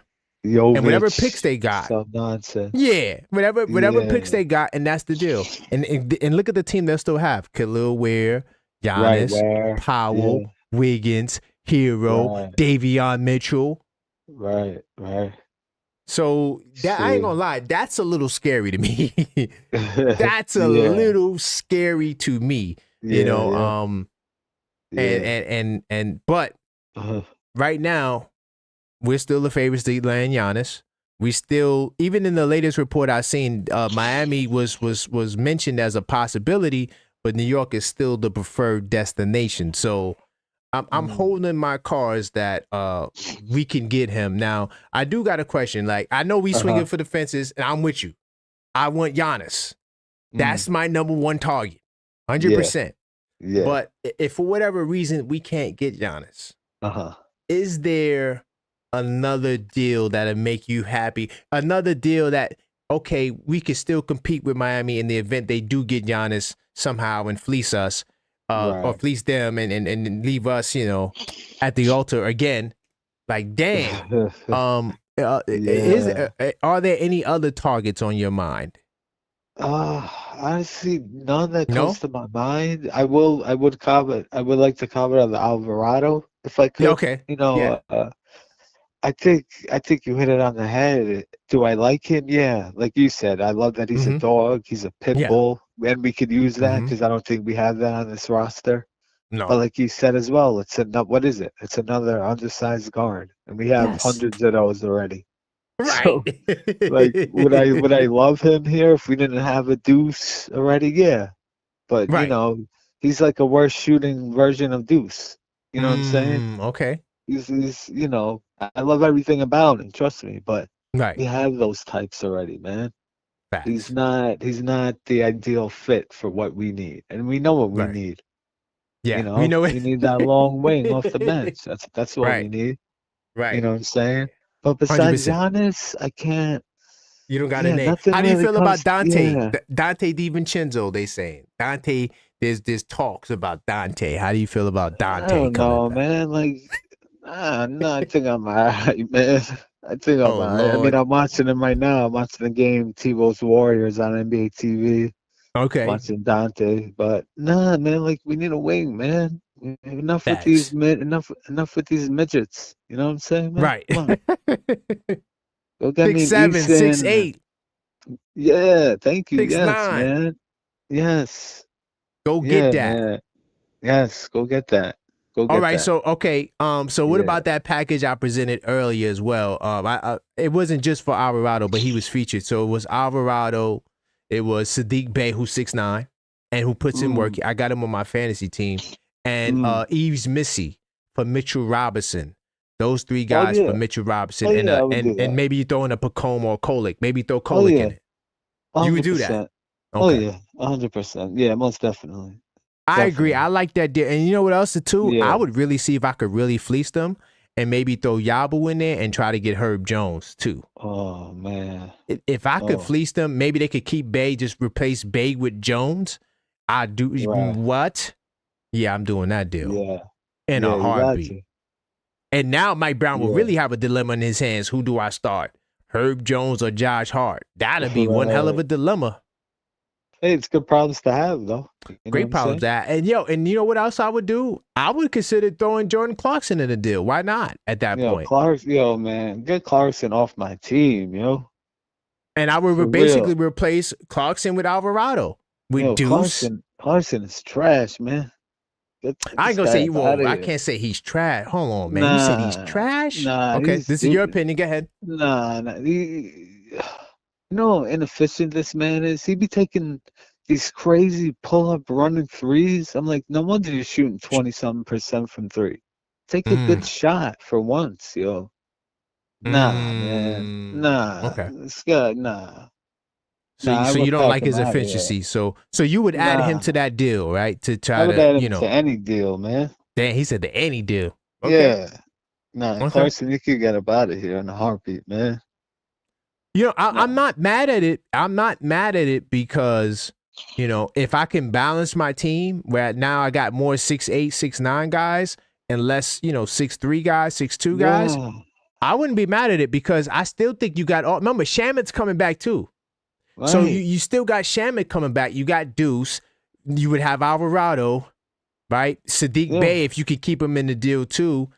You would have enough offense off your bench. I don't think offense would be a problem at that point, if you ask me. And then Yves Missy's a 7-footer. I'm not saying he's a superstar, but he started a lot of games in his career. I don't think he starts now, but he's somebody that could back. And then you still got Ariel, who, by the way, I saw him in Westchester. He was looking like Dwight Howard out. Not like Dwight Howard, but he was just looking like a beast out there in Westchester. So I could live with the backup center options for Towns. Now I got a 6'9" power forward kind of guy in Bay, or a guy who could play a little bit of power forward. Right. And then Herb Jones, who's also 6'8". I'm taking that, bro. I'm doing that deal. I'm sorry. Yeah, I'm doing that too. Yeah, I'm doing that deal. They're bugged out. Yeah, I'm with you. Yeah, we got to avoid I'm not going to say avoid the Dante trade. If I could somehow get Naz Reid and Dante, I might do it, but I know that's not going to happen. I don't really see no purpose for Dante besides like a deal like that. You're going to trade Mitchell Robinson for Dante? I don't think that's smart. For both teams, I don't think Minnesota would take Mitchell Robinson when they already got Naz Reid. They already got Gobert. What are they going to do with two liabilities on offense? Imagine playing Mitchell and Gobert. That would be comical, yo. Oh my God! Right. So, God. The Dante stuff, I don't know, man. I think that's just the guys, living up to the Nova boys. That's just our, that's our, people are still in love with Dante. I get it, but I think I'm good. Yeah, we good, man. We passed that point. If he was 6'7", 6'8", bring him back. If he was 6'7", dude. Yeah. I don't know if I did the time. I would have did the time trip, but I'm just saying, damn, that would have been, man. I'm with you on that, man. So I do got another question, right? Does the NBA Cup matter? Is it something that we should consider? Like, and let me further clarify the question. Like, we win the cup, but we get bumped in the second round. Are you happy? Oh hell no. Okay. Nah, that cup don't mean nothing to me, man. Okay. Yeah, like you said, if we win the cup and lose in the first or second round, you think what are people gonna say? It was an epic failure. No one's gonna remember. Nobody's gonna care. Right, but that's my concern, though. That's my concern. If we lose the cup, we lose tomorrow, then we win the chip. Who's gonna care that we didn't win the cup? We're gonna be going crazy that we're gonna burn the city down. Yeah. So now in the grand scheme of things, it don't really mean much to me, to be honest. No. It don't mean nothing really. Yeah, I know. I said I want to win it, but when I really thought about it, it's like, okay, I want to win it, but is it going to replace anything else, because I know how Knicks Nation gets down. Oh, but at least we won the NBA Cup, because the Lakers fans are the worst, because the cup was everything to them. They put the banner up, but when they get bumped or they don't make it, that's when the cup don't matter. So I don't want us to be like that, where now we're putting the cup up there because we don't got nothing else to hold on to, and now that's the thing we hold on to. Hell no. When we don't have the playoff success. I don't want to hear that, nor do I want to see that. Hell you know, no. Yeah. Yeah. Nah, it ain't about the cup. It would be cool to win it, but like it ain't gonna be something I'm gonna be jumping up and down, like you know what I'm saying? Like I'm cool either way, you know. Right. You know. Right. Now should we put a banner up? Oh hell no. Okay. Oh hell no. No, man.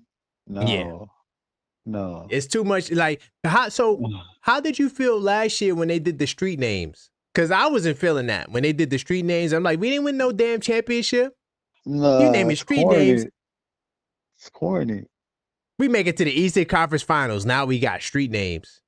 What did we accomplish? We didn't do nothing. Win the chip, and then you can do all that stuff. We're not even the Eastern Conference champions. Facts. We're not even the Eastern. Yeah.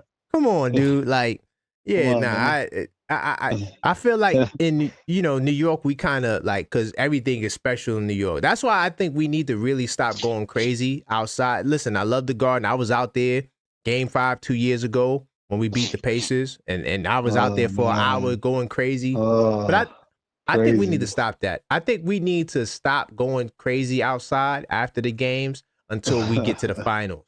Like, we shouldn't be outside like crazy. F. Trey Young and all this crazy stuff. Right. But we know we still in game 2 of the second round. Like, no, dog, we can't. Like, we got to look at that like that's nothing. Like, that's second round. That's nothing. Right. Talk to me when you get to the finals. I think we gotta, and that's what I'm worried about with the cup, where it's like, I know how Knicks Nation is. I know how we are. We're gonna grasp at this and then use it as a fallback for if we don't achieve, if we don't get Giannis. Well, we the cup champions, and that I don't listen, y'all. Please do not call the call up show saying that, because I'm not going for it at all. Yeah. Last thing, I see you got that. You might have to take that down for me. I see you got the ESPN page up about the Mets. I see the Mets thing, losing Pete Alonso and Diaz. I'm still in my feels, man. I did. I'm on me right now. I see that before I called. I was like, damn, man. I stopped doing the New York report because what am I reporting on? What am I reporting on? There's nothing to report on. The other New York teams are trash. I mean, I'm sorry. The Mets are losing our best players, man. It's sad, bro. It's man. And it's not just the Mets. It's all of them. They're not doing nothing. None of them. Yeah, I mean, after the Yankees, I'm a Mets fan, so Jets fan, so yeah, man, I'm going through it. Bro, I can't ride with the F the Yankees, but I hear you. I hear you. I hear you. I hear you. Yeah, I hear you. All right, man, that's pretty much all I got, brother. Appreciate you taking the call, man. No doubt. I appreciate you, man. All right, man. Take it easy, man. Salute. All right, man. Salute, man. All right. Definitely keep the calls coming, 646-995-8389. I'm letting y'all talk a little bit tonight. There's no games. I do see the calls coming. I'm going to get to the calls in a second. Definitely continue to smash that like button on the way in. And also subscribe if you're not subscribed. We're on the path to 5,000. The next milestone is 2,000. So please hit that subscribe button and, support the channel. And if you are a subscriber, consider joining the channel. Salute to my man, Mellow Mike. I see you in the building. I agree. I still want to win the cup as well, but it's not the end all be all. Pretty much that's what you're saying. And then BS 10258. Yes, New York honors mediocrity. BS 10258. This is why we've been agreeing a lot. We've been seeing the same way. This is what I like. That point right there is why we need to get Giannis. We need to get enough of the settling for second teamers. Enough of settling for the second round. the time is to get to the championship now, right? All the other teams in New York has gotten those elite caliber players to take them to the next level, whether it's the Yankees, whether it's the Giants, whether it's the, even the New York Liberty, right? I know some of y'all treat the WNBA like it's not real, but it is a professional sport. And guess what? The Liberty, they won the championship. They're the last team to win the championship. So salute to them. I do got some more calls. By the way, 82 Nights, Basketball Fans Companion. You can go check this out this week inside the Knicks.com. Go get your copy now. Definitely, it's a nice quality journal. 260 pages of, notes that you can take to document your season. All right. Now, let me get to these calls. I'll keep the calls coming. If I do miss your call, I will call you back. But, and by the way, I'm not answering block numbers no more. So if you call me from a block number, you definitely not getting through. 100%. All right. Hold on. I'm going to get back to you, the brother that just called. Please leave your message for. All right. I ain't getting no call. Okay. I get you back, Randall. Let me try getting this brother on. I try to go in the order you guys call, but you guys don't answer, then I gotta keep it pushing. 646-995-8389. Hello, caller. State your name. Where you calling from? Hey, what's up, man? My name's Kev. I'm Queens, New York. Salute, Kev from Queens, man. How's it going, brother? Yeah, everything's going good, man. To be honest with you, I'm watching your show from the beginning, so I don't know where you're at right now, topic-wise. But Yeah. I'm a big fan of the show. I always catch the replays, but yeah, I just wanted to call in because the portion of the show that I was watching, Yes. somebody was talking about the Knicks aren't gonna hang up an NBA Cup banner. I felt the same way at first, to be honest with you. Yeah. But being that the Lakers won it, it's a new thing. That banner is definitely going up in the rafters, Facts. man. 100%. Yeah, bro. I agree. And that's the only reason why I want the banner up is because if the Lakers can do it, then we can do it. My only concern with that is I don't want that to be the excuse or the fallback if we don't go to the finals or if we don't get far in the playoffs. I don't want people talking about we won the cup. Because then I'm going to be upset. No, the objective is still the same. We The be there for objective the is the Larry same. O'Brien. That's a fact. But you think about it, like I've been a Knicks fan since Ewing, Starks, Derek Harper. You know what I'm saying? I've been through it all, whatever. But I'm happy to be where we're at right now. Right. But that NBA Cup thing is new. It's for all the people that's watching it right now, it's like, oh, this is a new thing, blase, blase. But 10, 15, 20 years from now, they're going to be putting Brunson won 3 NBA Cups and 2 titles. You know what I'm saying? Yeah. That's going to be a part of your Facts. resume. You know what I'm saying? So whether people accept it or not right now, yeah, it's corny to some, but this is where it's at. We need to grab one of those while it just got started. Facts. And I honestly feel like the NBA Cup is going to be, it's not going to be like, all right, listen, we out here trying to win the NBA Cup. The goal is still the championship always for every team. Right. 100%. But I feel like 10 years from now, they're going to look back and be like, yeah, the Knicks won the NBA Cup and then they won the title. That's going to be like a stepping stone championship. You know what I'm saying? So the championship's the championship, but I think that NBA Cup's going to be something to look back on like, yo, the Raptors won it, and then 2 years later they got a chip. Like it's gonna be something like that. So that's a great point that I don't think no one's considered tonight. That in the future, this is gonna be it. It's gonna be lit in the future. It might become as big as like the conference tournaments in college, right? Definitely. It's not the NCAA, but people value them conference championships now. So. It could get to that point one day, especially with the younger audience. We getting old. They're going to look at us like we some dinosaurs. Oh, yeah, that's old stuff. We don't care about that. We got the new stuff right now. We care about the cup, whatever the name of it will be, because I'm pretty sure if they get a new sponsor, it'll be a new name. But either way, they go to the high. There you go. And then the energy is going to be, oh, man, this is the cup, with the younger audience, ushering in. Yeah, because I got 2 daughters. They watch the Knicks with me. They're young, trying to get them into hoops and everything. But when they grow up, all they're gonna know is the championship and the NBA Cup. They're not gonna be like, Right. what? There was a time the NBA Cup. I'm telling Exactly. you, man, let's go get one of those early ones and let's Good be, point.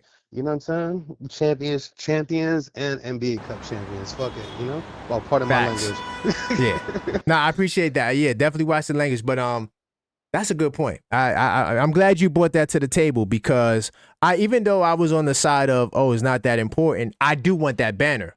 100%. Only because of the Lakers. We got Atlantic Division Championship. Yeah, we do. Come on, y'all gotta cut it out. Like I'm from New York. I've been a Knicks fan my whole life. Like, stop it, man. Eastern Conference and guess what? Championship banners. This year, when we win the Atlantic Division, is going to be up there. Yeah, 2025 Atlantic Division champion is going to be up there. That's a good point. Listen, man. Like I'm a big fan of the show, man. We need to hang. It's been a long time, Knicks fans. Let's put all of them up. Atlantic Division champions, Eastern Conference champions, NBA Cup. Let's be the first team to do all of that in one season. How about that? Yo, it's possible. And you know, I that right there, I hope they would give us more credit, like especially maybe when they look back at it. Like, they won the cup and the championship. Maybe not right now, but yeah, right now people are gonna, brush it under the rug, but they're gonna be years, you know what I mean? But 10 years, no, you're right. 10 years from now, it'll be the thing. The Knicks, they made it to every knockout round, right? You know, that may be something. Good point. How do you feel about the trades? Are there any trades? Because there's a lot of rumors. But are there any trades you feel the Knicks should make? Any targets? Any players? I'm gonna be honest with you. Knicks fans got to stop it. You know, like I said, I've been a Knicks fan my whole entire life. I'm 39 years old. We've never had a team like this. It's like it feels like we're the only fan base that no matter how good we get or no matter how many great players we got on we're looking for the next best thing. Like, let's just rock out. We got OG and Bridges are the best two defenders, like, you know, one of the best two defenders in the league at the wing, and they could drop buckets. You got Captain Clutch at the point. You got Cat, you know, he's a little sassy, you know what I'm saying? But you gotta be, he gives us 23, 24, 25, and 12 with like 3 assists. Like, yo, come on, guys. Like, open your eyes. We got a squad.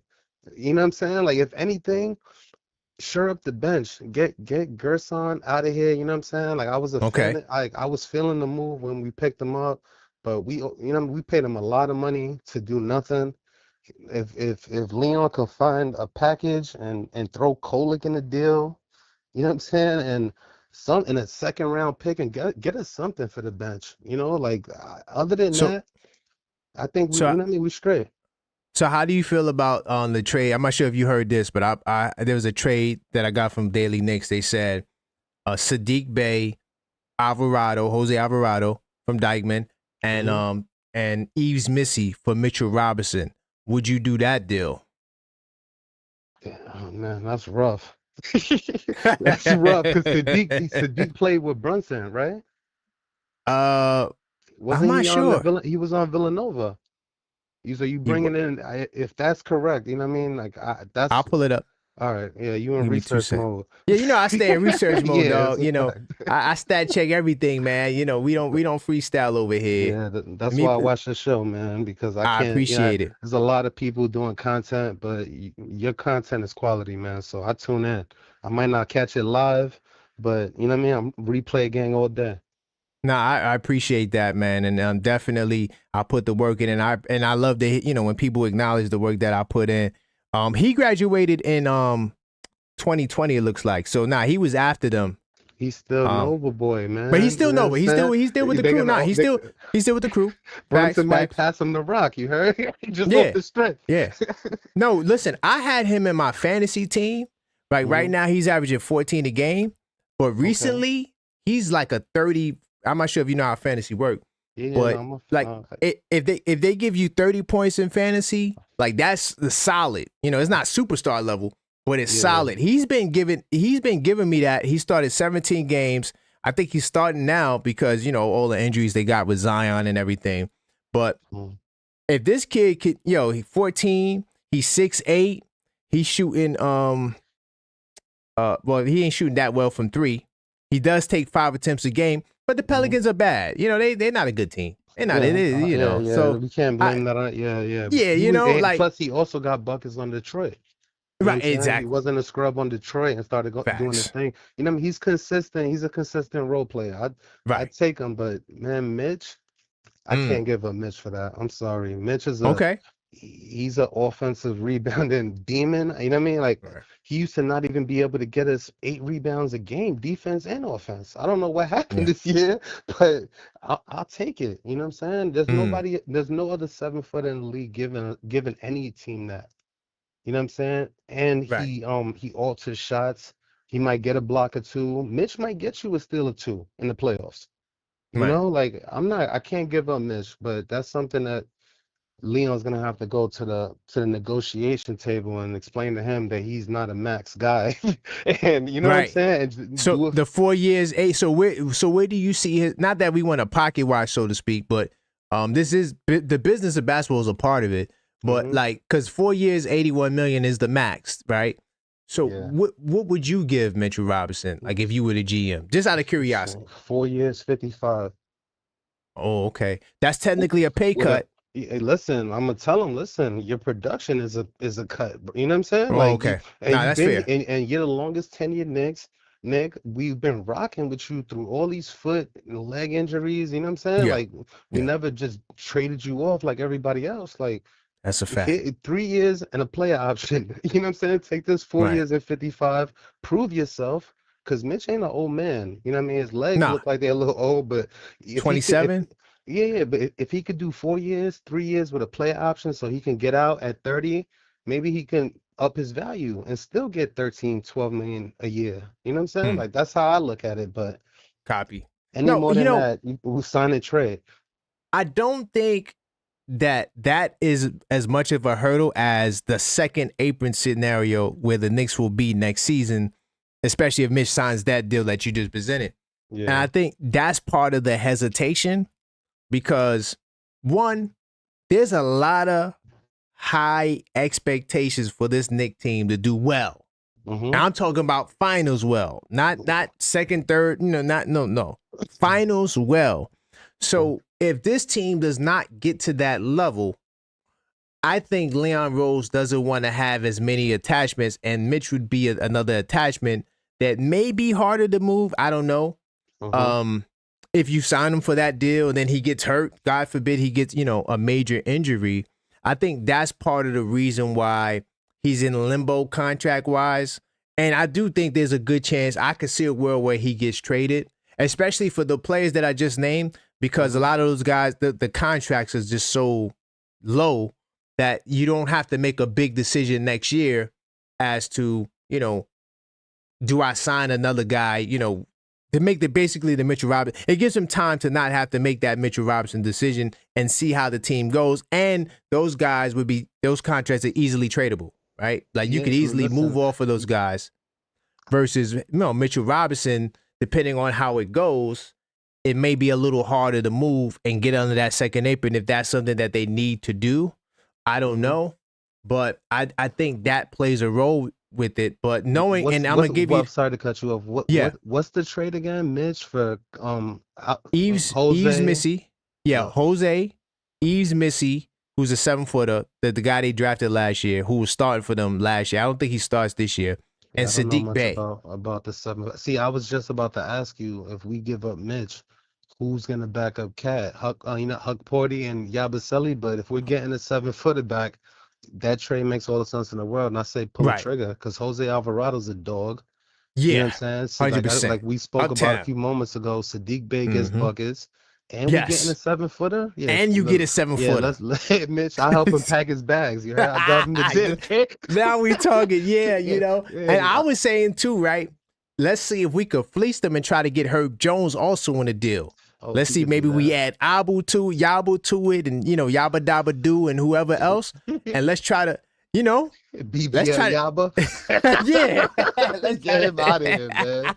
Yeah. Oh man. Let's try to, make it a more of a thing, I don't know how realistic that deal is, but I am hearing strong interest in Jose Alvarado. I like keep seeing Jose. his name everywhere I look, and I'm like, damn, another guard. But if you're trading Kolick or even if you offload Jordan Clarkson, and I'm not saying directly for Jose, I'm just saying like if you're gonna offload some of your point guards, Yeah, you then listen. okay, You throw Jordan Clarkson in the trade. He's on an expiring, and he's not gonna yeah, come back because we can't afford right, him realistically. So you might as well facts, just toss him in it. You know what I'm saying? Just so facts, that they makes get sense to something me. for the season. Yeah, and he comes off their books.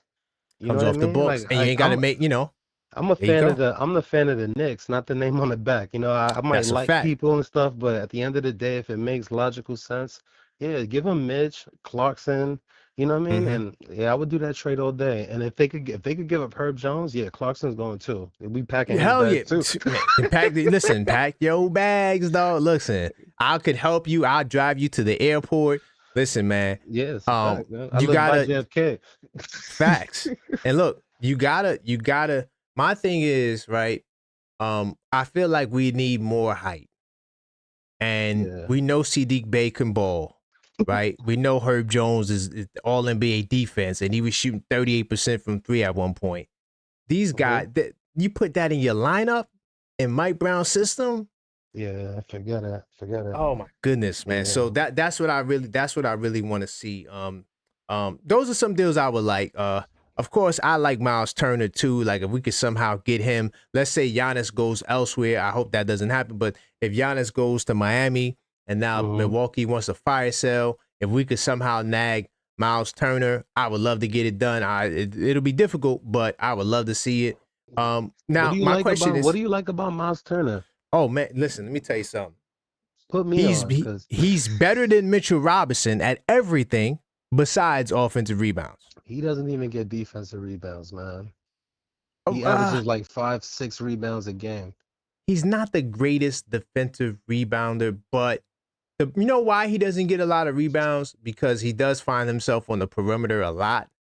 So that's one reason he definitely doesn't get no offensive rebounds at all. I think he might average probably under. I wouldn't be surprised if he averaged point something offensive rebounds because he's never by the basket. So that's definitely a problem there. And I'm not going to say he's the greatest defensive rebound. I wouldn't say that, but I do think he has the propensity to be a defensive rebounder. It's just that like he's always positioned weird, right? But the reason why I like him is he blocks shots. He's always one of the best shot blockers in the game. He's more durable than Mitchell Robinson. He has an offensive bag. He plays similar to Towns. He could pop out, shoot that long range three. He could get you a bucket inside if you need him to.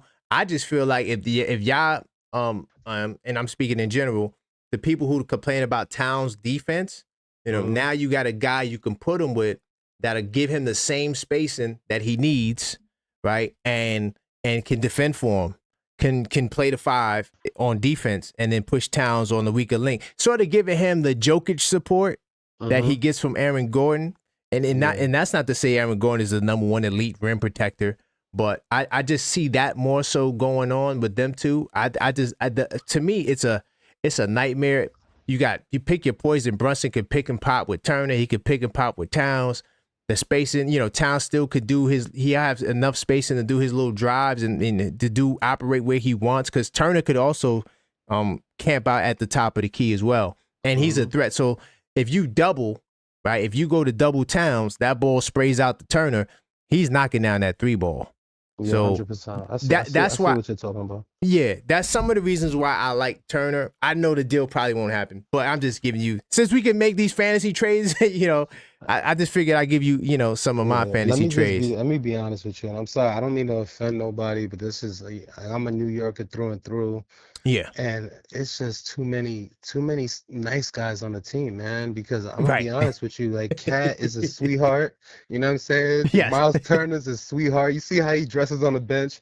You know what I mean? You got OG with the sassy push, you know what I mean? Brunson he's a 6-foot light-skinned Michael Jordan out there, man. But he's a dweeb. You know what I'm saying? Like this is crazy, but it's if we could win like that, it's cool, man. But I think we got way too many nice guys on this team. I'm not to say basketball is, basketball is about putting the ball in the basket, playing D. but you got like what when OG got the ball thrown at him by Bane, I knew nobody was gonna do nothing. And this we don't got Oakley and Mason on the team. We don't Juju's that would not have been here what? no more. You know what I'm saying? Even Dante was a dog. Dante would have been down their throat after that ball got thrown. Yeah. We got too many 100%. sweethearts on the team, man. We need some more grit. You know what I'm saying? Like, so you would like to get like a guy like Pascal Stewart? Pascal, you mean Isaiah Stewart? Yeah, I said Pascal. Yeah. I always mix him up with the boxer. It's a boxing name, probably. Yeah, my mind is on. We need an Isaiah Stewart on the team. Isaiah Stewart. Having Isaiah Stewart on the team. Like, you just you put him out there when things start getting dicey and it starts getting too pushy, you know, the refs are letting things go. Yo, Isaiah, man, rock out for a little bit. We don't care how many fouls you get. Facts. Yeah, we need that. Look at the Warriors. Draymond Green is average. He averaged 8 and like 6 his whole career, but he's that enforcer out there. He makes Steph feel comfortable, Clay feel comfortable. Yeah, I think we need that coming off the bench. To be honest with you. Facts. I wouldn't be mad at the Stewart trade. I think that's also a realistic target money wise. I just don't know if Detroit is willing to come up off of Stewart, but I would love to get Stewart more so than Dante. Because I just feel like you don't got that on your team. You got Dante in terms. I know you say he's kind of a dog, but you got 6'4" dudes that can hit threes and play defense. You need a 6'9" dude that's better than Yabu and is going to be tough. And give you Isaiah Stewart over because we got McBride, Brunson can shoot, Bridges found his jump shot again. Right, OG can shoot. Josh Hart, I hope that hand never heals. You heard? Like, it's like it's crooked and it goes in. Leave it like that, Josh. For real. 100%. You know what I'm saying? We got enough shooting on this team, to be real with you. Even Kolek comes in, surprisingly, he came in and he started hitting threes. You know what I'm saying? Yeah. His defense ain't all that, but we got guys that are gonna put the ball in the basket. Like I said before, we need a dog on the team. We don't need to add. Dante's cool, like that was nice and all that, but we don't need no more of that. I think this team. Listen, this team is stacked. I don't. Detroit's not that good. I'll be honest with you, they're good. I watch Detroit games. Cade Cunningham is a baller, but they're not built like the Knicks, and their schedule was light these first 25 games. So I look at that 19. What they 20-5 now? I look at that. That's cool, but they're gonna finish behind us. And I'm not worried about it. I'm not worried about the Pistons. Let me tell you why. Especially when we get to the playoffs, they don't got the experience. And that 1 year, come on, dude. We played the Knicks 1 year. Nah, it takes a little bit more than that. You gotta get your weight up in this league. We're one series and now. You're too wet behind the ears. Also, they're not as dominant as Cleveland was last year. Cleveland had a 10-point differential, plus 10 differential for the whole year. Exactly. Right? So, when you beating people, every win is a nail biter with Detroit. Yeah. Right. So that's my point, man. But I'll let you get your final word, brother. I appreciate the call. I'm gonna lock in your number as well. All right, definitely, man. Yo, much love, man. Like I said, I'm gonna call in more often and everything. You know, but I'm here. All right. I appreciate it, man. I got your number locked in. All right. All right, cool. All right, salute. That was my man Kev out of Queens. Keep the calls coming. I might shorten the calls a little bit because we are getting a lot of calls. So I'm gonna shorten the calls a little bit. I'm not gonna put a time frame on it, but I shorten it. Let me see if I get this brother back on the line. My man Randall. Keep the calls coming, 646-995-8389. If I do miss your call, I will call you back. And hopefully I get you guys on the line. Keep the calls coming. The chat is lit right now, too. If you're in the chat, continue to smash that like button. Do appreciate you. Hello, caller. Hey, what's up? How's it going, man? Randall, how you feeling, brother? I'm feeling good. How you feeling? I'm feeling great, man. It's a great time to be a Knicks fan. You know, we 8-1 in our last 9 games. We get ready to go to this World Cup.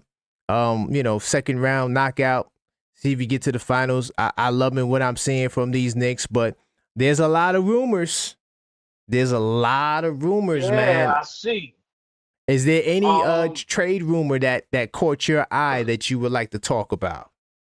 Well, I just noticed the one that you were just talking about with Mitchell Robinson and Pacome Dottie for Eves, Missy, Jose Alvarado, and Sadiq Bey. I like that deal. I like that.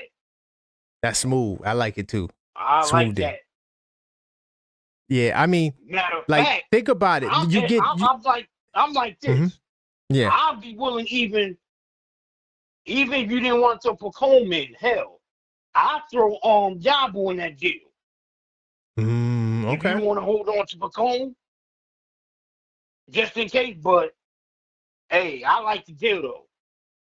I like it too. I honestly, like I said before, I would love to expand it to somehow get Herb Jones in it too. Like, yo, we willing to take Herb Jones. You know, we'll give you Yabu, maybe Clarkson. Give me Herb Jones. Damn, man. I forgot Herb Jones is on the Pelicans.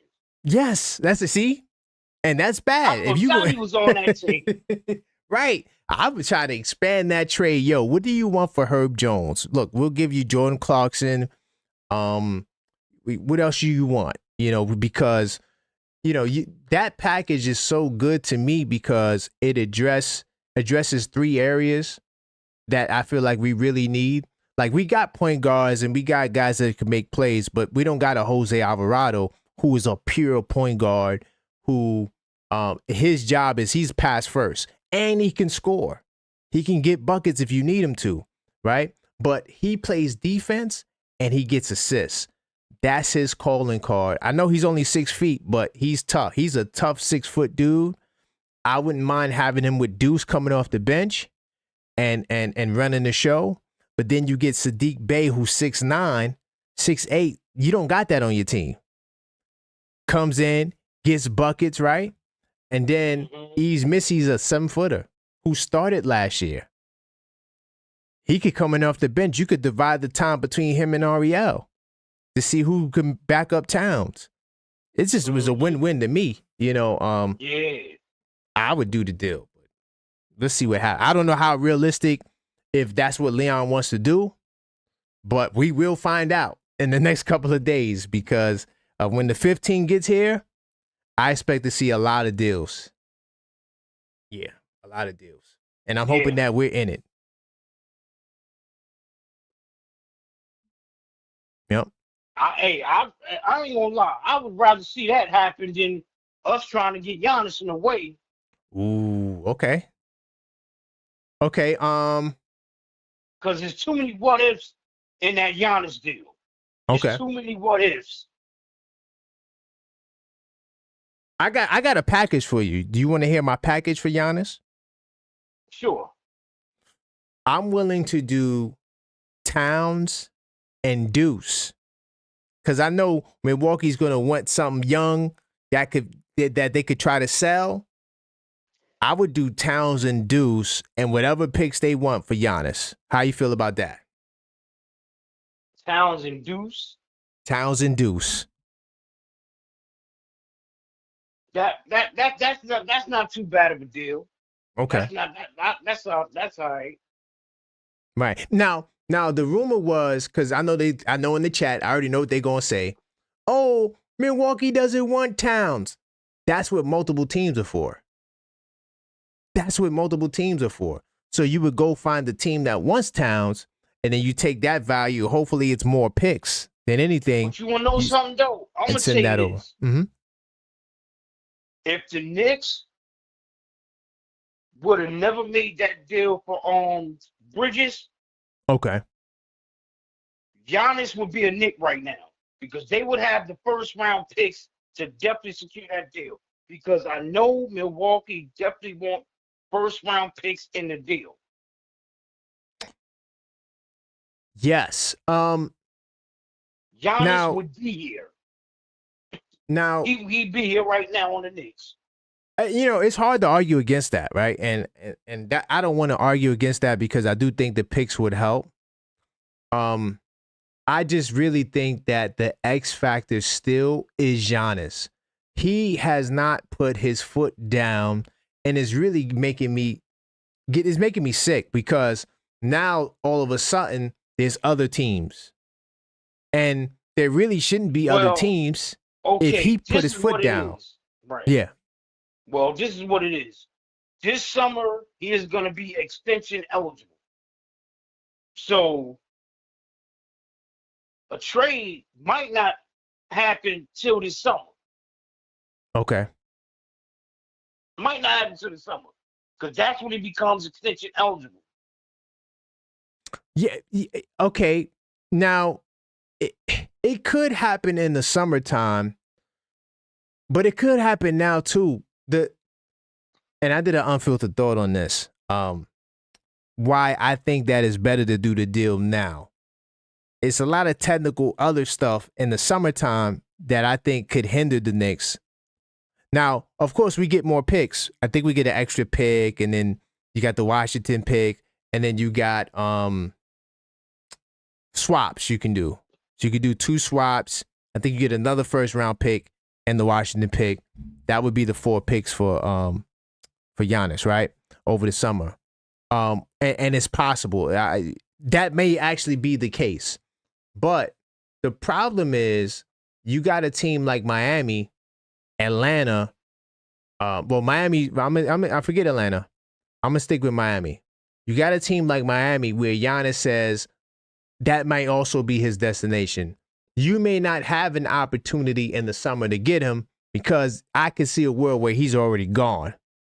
I think he's done with Milwaukee. I'm going to keep it real. I think Giannis doesn't want no parts of it. I think he feels like, they were capping. They promised him.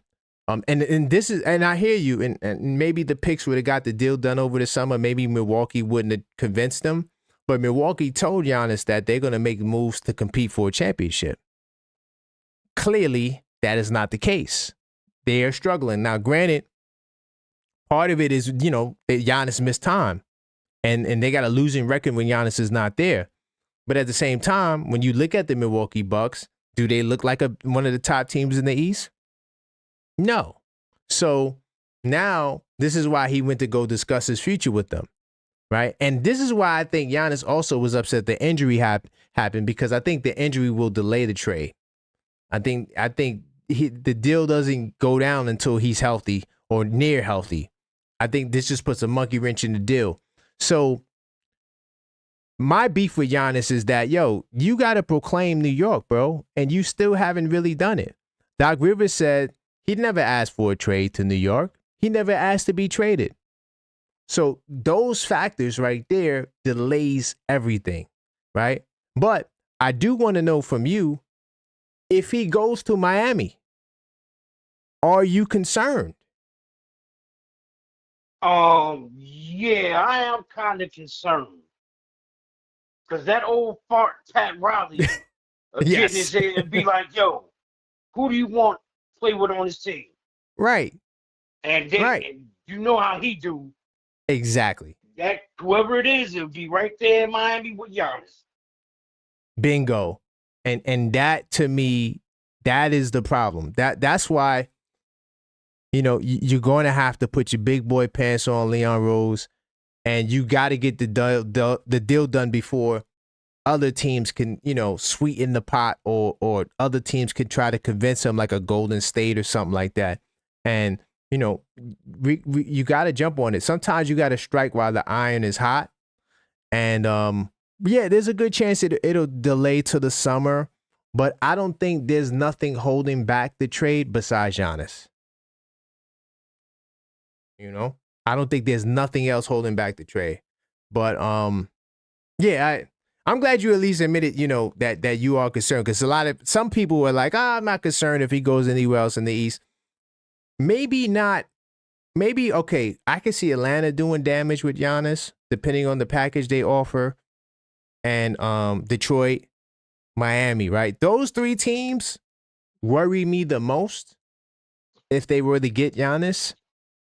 And but anywhere else, even including Golden State or anywhere in the West, I'm not as concerned, because you still got to deal with those juggernauts out there. But in the East, right now we're the most dominant team in the East. So for him to join forces with, another top team, it's a little bit of a concern. But my final question I want to ask you, the NBA Cup. Does it matter? Is it something that, you feel we should put a banner up in the Garden if we win? I mean, ain't nothing wrong with that, but the whole overall goal is to get to the finals, right, and win this year. Right. But I see nothing wrong with it. Right. Yeah, I agree. There's nothing wrong with it. My concern, like I said earlier, is I don't want people saying, "Well, we won the cup." I don't want to hear that. Please do not do not say, "Well, we won the cup, but we got bumped in the first round." Please, I beg you, don't say that. Now, but are we hanging up the banner? You said we could hang up the banner? Yeah. Okay. I ain't got a problem with that. Right. I just don't want that to get in the way of the overall goal. Yeah, let's not. Finals and win a championship. Right. Yeah. Let's not settle for the cup. And I feel like my man BS10258 said it in the chat. It's like we settle for mediocrity. I don't want to settle, man. I want to persevere and to bring it back to the Giannis trade. That's why I want to get the Giannis trade done, because we don't do that in New York. We don't get guys of that caliber. The last time we traded for All NBA first team in their prime, I don't think we have an example of that. I really don't. So yeah, man. But I'll let you get your final thoughts, man. I appreciate the call, Randall. Sure. Anytime, man. All right, man. Salute, man. Have a good one. You too. Right. So that was my man Randall in the building. 646-995-8389. I do got a couple of people who I missed their calls. Let me see if I could get these brothers on the line. Hold on 1 second. It's a couple of calls. I just don't want to make sure I'm recalling the same people over. I spoke to that 484. And please, once again, please do not call me anonymous. All right. I don't want to answer anonymous calls. Did we talk to 516? I think that might have been my man out of Queens.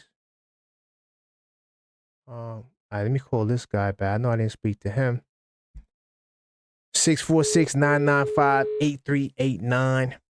Keep the calls coming. The chat is lit. Salute to everybody that's in the chat. Wolverine says, it's Fugazi, no banner. Y'all funny. No banner is Fugazi. But the Lakers did it. The Lakers put up the banner. I don't think this guy's going to answer. All right, we try to get him back.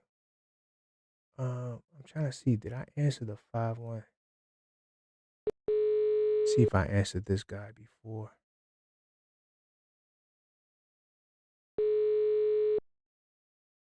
Coach says, all in. We all in. Facts. We are all in. Nick Shack, Lakers won how many chips and hung the banner? Yeah, Nick Shack, that's the only reason why I want to hang the banner. Greg says the cup is broken. Penciling in is pointless. Definitely, if I missed your call, now's the time to call back. 646-995-8389. Call up and voice your opinion. And we talking about trades. Some of these trades just seem to be fugazi to me. I think the Dante DiVincenzo trade is fugazi unless it's a part of a bigger package where you could get Nas Reed or a multi-team deal where you're getting multiple things back and you're trading multiple things out to balance your roster.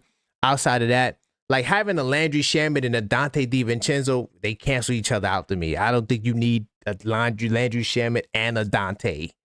I don't get it. I wouldn't get it. And then if you still got Deuce, I don't like what we doing here. Dante nor Shamet are small forwards. Go get you a small forward. Go get a Sadiq Bey. Right? Go get a Herb Jones. Go get you a guy that can play the 3, a real 3 that's like 6'7", 6'8".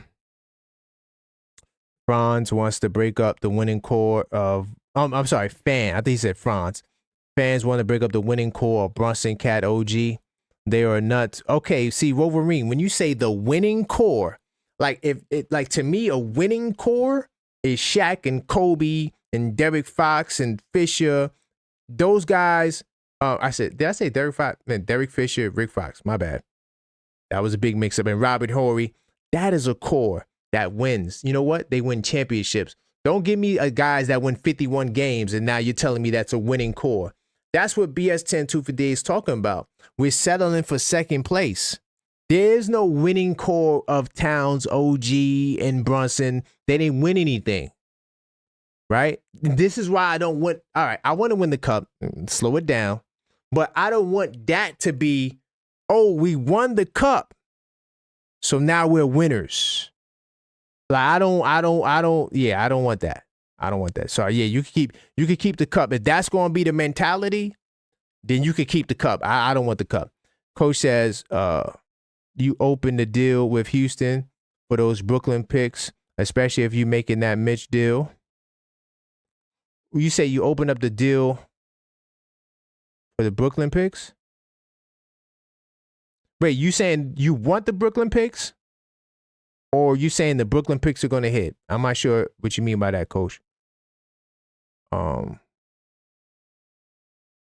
He said, "Oh, okay. But if you think we could get Giannis for Cat, why can't we get him for OG and picks?" I think the thing about the Giannis deal is AD was traded, and I'm gonna keep stressing this. AD was traded for Luka Doncic, Anthony Davis. How many of you guys, if I did a poll right now in the chat, how many of you guys would pick Anthony Davis over Karl Anthony Towns? Who is a better player right now in 2025? Most of you guys are going to say Towns. So my logic is, if I can go get Luka, if I could get Luka, a 26-year-old, first teamer 5 years in a row, or 3 or 4 or 5 years, I'm not sure if it's one, it's in between there, he won first team in a year, in the same consecutive amount of years. If I can go get that guy for AD and Max Christie, and I don't think there was no picks in the deal, off the top of the head, I don't think there was no picks in the deal. I think you could get Giannis in the same fashion for a guy who just came off of starting in the All-Star game. He's an All-NBA second team, or third team, should have been second team. And then also I add a guy like Deuce McBride in the deal. I add in whatever picks we got, the Washington pick. You know, I think that there's enough to get the deal done for thing. But I think if you're trading OG Anunoby, you might also have to give up Bridges.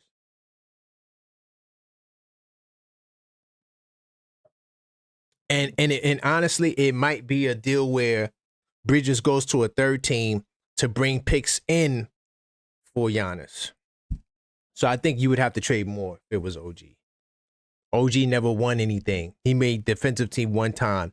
See, this league is about all-stars and all-NBAs. That's just what it is. All-stars and all-NBAs move the dial. Defensive team does nothing. We love OG. OG is not rated high around the league in terms of, not to say that he's not acknowledged for being a good player. I'm just saying, if you're doing a deal, what moves the needle is draft picks, first round picks, all NBA first teams, all stars. Everybody else is secondary. OG won the chip, but he didn't even play in the chip. Keeping it real. He won the chip, but he didn't even play in the chip. Brunson and Cat and OG, because he was hurt. They're winning players. What did Brunson and Cat win? You say Brunson and Cat are winning players. They made it to the Western Conference Finals. They didn't win the conference finals, right? Brunson and Cat went to the Western Conference Finals. They didn't win the Western Conference Finals. So when we say we're winners, what does that mean? That's like saying the 90s Knicks are winners. What did they win in the 90s? They won what? They won 2 Eastern Conference championships, right? And a couple of Atlantic Division banners. Like, what did the 90s Knicks win? They didn't win anything. That's not good enough for me. Being the Eastern Conference champion is not enough for me. I'm sorry. I've seen it all. I've been there. I've been to the finals and lost. I want to get to the finals and win. And Giannis gives us the best chance, in my opinion. He's done it already. So when we say they're winning players, what did they win? Like, are we just assigning attributes because we just gassed, or are we really, putting some thought into it? Don't fall for the Knicks Kool-Aid, man. Please don't fall for the Knicks Kool-Aid. We don't have a first until 2028. Brother Washington pick turned to a second round, and we have to be smart about what players we trade for the plug and play, and key position of need. Well, I'm telling you right now, the only bad trade that I heard tonight was for Dante DiVincenzo. Every other trade makes sense to me. The Giannis trade makes sense to me. The Mitchell Robinson trade makes sense to me. I didn't really hear a bad trade tonight. I didn't hear no one say nothing too crazy. Like, oh yeah, let's trade Deuce McBride for Giannis or some crazy like that. We have the first round this year and the first pick in the second round. I don't think our first pick this year, I don't think we could trade it because we don't have last year's pick. So 2024 is gone. No, I'm sorry, 2025 is gone. 2026, we can't trade 2026. The only thing we could do is swap. So we could do 2 swaps, and I think we got, 2032 or something like that? I think we could trade the 2032 pick. I can't remember the picks that we have available for trade. I think it's one of them like future way out in the future picks and 2 swaps. That's what we could do right now. Just to make myself clear, I meant open Giannis deal with the Houston. We were giving Houston heart for those Brooklyn picks while sending OG and Deuce to Milwaukee. Oh, you're saying, okay, you're basically saying to trade players for the Brooklyn picks to send them Milwaukee. Okay. I just don't know if OG Anunoby and that's good enough to get those picks, because Josh Hart is a first round pick. I know OG's a first round pick, and I'm trying to think. Deuce is a second round pick, so I don't know. I don't know about that. Yeah, them Brooklyn picks are valuable. I don't know if Houston. I don't know about that. Hold on, Wolverine wants Zion. Listen, if you want Zion, yeah, dog, that's a bad. Any trade for Zion is a bad trade. Hold on. Then Sherwin says Brunson, OG, and Bridges are untouchable. Are you mad? There's no players that are untouchable in this league. There's only 2. Wemby and SGA. Every other player can go on a deal, including Jokic. There's no untradeable nothing in this league. You will be up out of here. The Knicks made a trade, and they traded the great Walt Clyde Frazier back in the day. Patrick Ewing was traded back in the day. Do not tell me no one is untradeable, because none of these Knicks are on Ewing, nor are they on Walt Clyde Frazier's level. None of them. None of them. So that means that none of these Knicks are untradeable. They all can be moved. Now, Brunson is kind of untouchable, and I feel like in Leon Rose's eye, I do believe that. But value for value, no one's untouchable. That's everybody can go. Anybody can go. That's facts. Are we talking about Bridges is worth the risk for Zion? Wait, what are we talking about? Hey, I got to get out of the chat. Clyde, and then Clyde was sad. I'm assuming you said Clyde was sad on Cleveland. Yeah, most definitely. Final call for calls. Definitely get ready to shut it down. 646-995-8389. I do appreciate you guys for rocking with me up until this point in the show. I'll give you guys a New York City salute. This is the Call Up Show. If this is your first time here, definitely. If you want to make sure you catch future shows, hit that subscribe button, hit that bell icon. Continue to smash that like button so YouTube knows that we're live. And I'm not answering unknown calls. So if you're calling me from an unknown number, it's not going down. Oh, okay. This is a brother call I missed earlier. Hello, caller. State your name. Where you calling from? Yo, what up? What up? It's Peace Waves from Brooklyn. Shout out to Queens. Shout out to Long Island. Shout out to the show. Hey, salute, man. I appreciate that, man. How you feeling, brother? I'm chilling, man. I'm enjoying the conversation. You know what I mean? It seemed like you and a lot of folks been making a lot of good points. I'm actually right now looking at some highlights of Sadiq Bey and them boys down in New Orleans right now.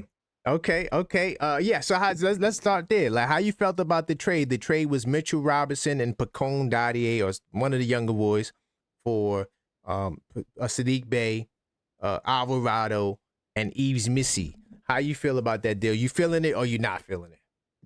I'm feeling it. But Okay. I got concerns about Alvarado's height, man. I ain't gonna hold you. I Okay. love Alvarado's backstory. I just watched a little short film about him. I really didn't even know that he was from the town. Yes. You know what I mean? So like I watched a little short film and I love the backstory and all, but you know, he is small, bro. He's small and we need defense. You know, we see what happens when somebody like OG goes out for a little bit.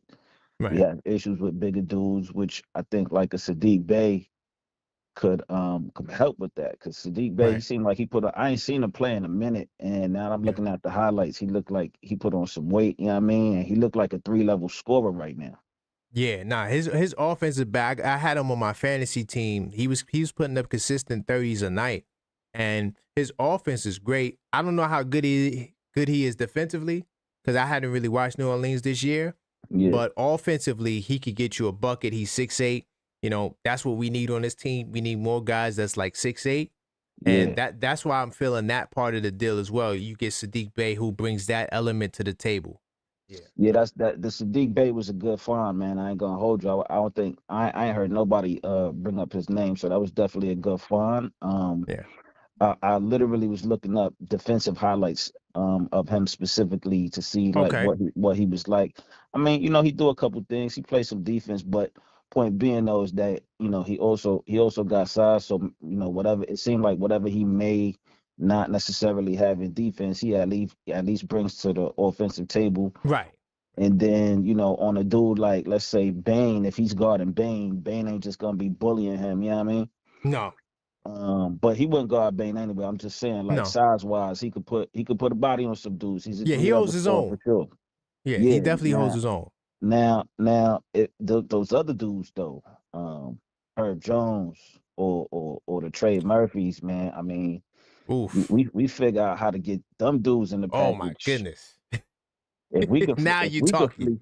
If we could fleece, you know what I mean, these 3 dudes somehow without giving up a bag for them. I don't know, man. I might have to put the Giannis joint on hold, bro. And don't hold me like, yo, listen, man. Yo, Giannis to me is like, if you ain't talking about Giannis, what you talk about, but that little package right there, that's worth consideration. Right. Hey, you know, this is why I went there and I talked about some other trades, because we've been talking about Giannis every show, even shows where he's not the topic. He comes up every show, and I get it. He's a big name. So, you know, it's going to be consistent. But I wanted to, you know, give people the opportunity to think elsewhere. So that's why I brought the Sadiq Bey trade up. But because it, you know, we normally don't get the Giannis's, man. You know, I don't want to sound like I'm a negative Nancy or I'm being negative, but we never get Giannis. Come on. This is New York City. You know, we get guys, you know, when they're over and done, you know, washed. We never get the guys while they're still there. So I'm hoping we do, but if we don't, this is why we're touching on some of these other trades. For sure. Look with the Giannis joint. Listen, I'm right there with you, bro. Like Giannis been on the forefront of my brain for the last couple of weeks as a Knicks fan. You know what I mean? And the fact that he wants to come here, I think is the reason why it's fueling a lot of Knicks fans' energy for that right now. Yeah, you know, if we wasn't in the top tier contenders to get him, then I don't think we really would be talking about Giannis like that. But the fact that he's there, I think that's what's fueling the conversation. But you know, I've been like toying around with the lineups and what it would look like and who we willing to give up for so forth and so on. And I tune into your show sometimes, so I do hear you say pretty much everybody's on the table. I get that. But I also just try to consider like, all right, how can we keep a core together? And if we're gonna give up who we giving up, and what's that gonna look like, and what gaps still gonna need to be filled if we give them up? You know what I mean? Right. So I don't necessarily, I don't think that getting them here is a definite sure shot. No, it's definitely not. And the real reason why it's not is because of him. It goes back to him. He has to stand firm on it. He has to say, I'm only going to New York. If he does that, the deal is done.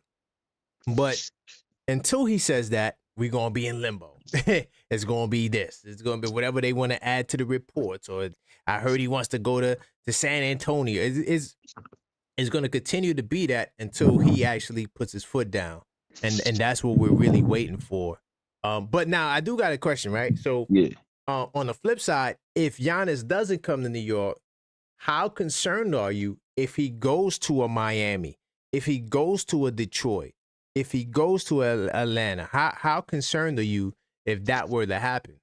If he, the level of concern is definitely there, especially like, I don't know what the composition will be like in, let's say, a Miami. I'm not so pressed about Miami, even though I know that they've been giving us some issues this season. But I'd be more concerned if he goes to a Detroit, man.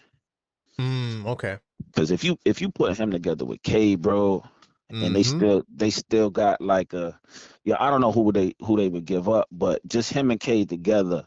And I say Cade, I say Cade instead of like a Brunson, only because of the size, of what that lineup might be like. That's gonna be they're already a physical team. Yes. You know what I mean? So God forbid you got him there with like a Duran. Yes. Oh my God. Forget it, bro. Forget it, bro. I mean, we already kind of, and I hate to say it as a Knicks fan, but we kind of soft, and you can see that based on the last Orlando game. Everybody going to the Bane. Yo, bro, like I ain't gonna hold you. I seen that joint, and I was ready to go through the TV. Like, yo, hold up, back up. Wild. You know what I mean? But like, ain't nobody else on the team had that same energy. Nah. They too friendly. Like, that's the one thing I don't like, yo. Roommates podcast, they too, this player is nice, and oh man, this player has aura. Dude, nah, though. This is competition. Nah. Like, and yo, not for nothing. It's the town, bro. Like, y'all representing New York, bro. And we can't be looked upon as dudes who could just come into the garden and do stuff like that. You know what I mean? I don't like it, man. I don't like it at all. Friendly, man. It's the AAU circuit. And it's like, and to be fair, it's not just the Knicks. It's like the majority of the league is like this, where it's like, it's just too friendly. Guys are just too nice, and we all cool. At the end of the game, you get smacked by 30. Right. And now you over there laughing, covering your mouth because you don't want us to hear your conversation or read your lips. I'm like, yo, where's the pride? It's definitely a league thing, because remember, we bought in PJ Tucker last season. Yeah, he was supposed to be the enforcer, and then remember when Draymond was doing all that with Cat? Yes. And then he went and PJ Tucker went and dapped up Draymond after the game, and I'm like, come on, bro! Like, I thought you was that dude. Like, what we paid you for? Man, it's you know what it is? It could be too, in PJ's case, he's just conforming, or the fact that, remember, Cat didn't make it a big deal when he could in the interview, right? There was a point where I can't remember what the exact quote was, but Cat kind of like curved the whole Draymond conversation in the interview. Yeah. Right? And so I feel like that is part of the reason why his teammates felt comfortable dapping him up at the end of the game. I think if Cat would have been like, nah, yo, what he said wasn't right, and I'm going to have to see him or whatever, or maybe he couldn't say it like that, but if he was more... I hear you, bro, but maybe I'm just different. I'm just built different, because you ain't gotta do all of that for me to feel offended. Nah, that's a fact.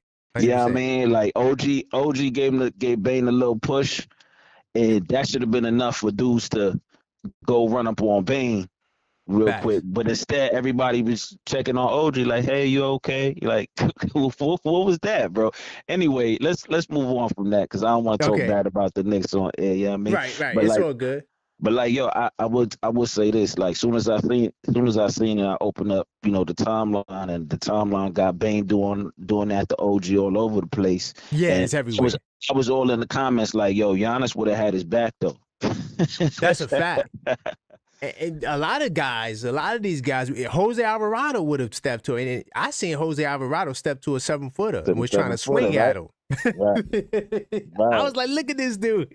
right, man. So, maybe we don't gotta, if we can't get Giannis, maybe we need to invest in the Alvarado or Stewart, get some. I'm not just saying because these are New York guys. I'm just saying because they got that, that fire to them. Yeah. That energy. They ain't going for it. But my final question I got for you, the NBA Cup, does it matter? Is it all right? And here's what I really mean by it. Should we put up a banner? But also, do you feel like, because for some reason Knicks fans, like I got people in the chat talking about we got a winning team and we ain't win none yet. But do you feel as though the NBA Cup matters? And are you concerned that people will use it as a stepping stone, like, oh, we won the cup. We lost in the first round, but we won the cup. What's your thoughts on the NBA Cup? I feel like, first of all, I got a question for you. Yeah. When do they hang the banner? Do they hang the banner right after the tournament, or do they do it at the end of the season? That's a good question. I don't remember when the Lakers did it. I could look it up. It might have been right after, though. To be real, I think it was right after. All right, so let's just say it's right after, right? Mm-hmm. If they hang it right after, I think it matters in a way where, if, let's say hypothetically, we go see OKC at the end of this, that means, all year we're gonna be reminding ourselves as Knicks fans that, yo, we capable of beating OKC. Okay. And so would it matter in the sense where if we got bumped in the playoffs or anything less than the finals, and then we could fall back and say, but we won the cup? Hell no. I think that's for fake Knicks fans. I think that's for fake basketball fans. Okay. Like, nobody should be taking pride in that. It's only during the season that if we win that, we should be taking pride in it, and that we get to see, because specifically it matters for me because we don't get to see OKC, correct me if I'm wrong, but we don't get to see them until March. Late, yeah, it's late. It's really late. Yeah. Mad late. So at least now, if we get there and we compete, and let's say we win, we already got that energy for the whole rest of the year that say, yo, we put the beats on you during the season. We want some bread, and we come in for the real chip at the end of this. You know what I mean? It's That's motivation. A good point. It's motivation. Now, do I care for it? Outside of anything other than motivation? Not really. I mean, I like the floors. The floors are cool sometimes. You know what I mean? But outside of that, like, if it's gonna be a motivating factor for us to build that energy towards the end of the season, then I'm with it. But if not, then it is what it is. That honestly, that's a great answer. You and I think it was Kev earlier also had a nice twist to it. He said, like, 15 years from now, this will be something big. So you get those wins, and as we get older and the young kids come up, they're gonna come up with the cup, and the cup is gonna be a big deal 20 years from now, 15 years from now. So that's good. That's an interesting perspective. You beat OKC in the cup. Now that you carry that energy with you. And you take that into the playoff. That's fire. I like that. That's fire. Yeah. That's a good response. I will say too, because I know you're trying to keep the call short and it's late and all that, but I do, as far as like the roster and the trades is concerned, like, I do think that we got we do have a lot of room for improvement in the roster. Right. And I think that if we have an opportunity to improve during this, now before the trade deadline, then maybe that's something to explore. At what expense? I'm not really too sure. I don't really know who is better than Giannis that we giving up, real positions for. But outside of that, if you're talking about like a bench or, somebody to step in, then we definitely need to improve on that. I am a little bit concerned for Mitch, because I do see, some other people who might be able to come in and fill those gaps. I do understand that his value is pretty much at an all-time high. Yep. So if we got to move some folks to really assure the team that we could go the distance and toe-to-toe with some of these other teams, then I say let's do it. You know what I mean? But if not, and we stand pat, then I'm ready to go to war with whoever from there. But I do think that we should make some improvements in the roster because just like everybody else, I don't see it from Yabu. I think I'm really disappointed in Daddy because we haven't seen much from him, but what we did actually see, bro, I think Daddy might be the softest dude on the team. Yo, I think Cole. You remember in the summer league where Cole stepped to the dude? Yes. Daddy A would never do that. Daddy A got that Olay defense. He needs to hang out with the other French dudes, because the other French dudes, them dudes is about that. Just like a little bit more tough. Like they all play defense. Yeah, Diawara.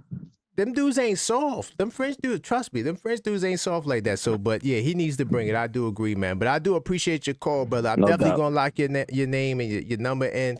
So when you call, I know it's you, brother. No doubt, yo, keep up the good work. Shout out to the Knicks. Shout out to the Knicks fans. Let's keep it going, baby.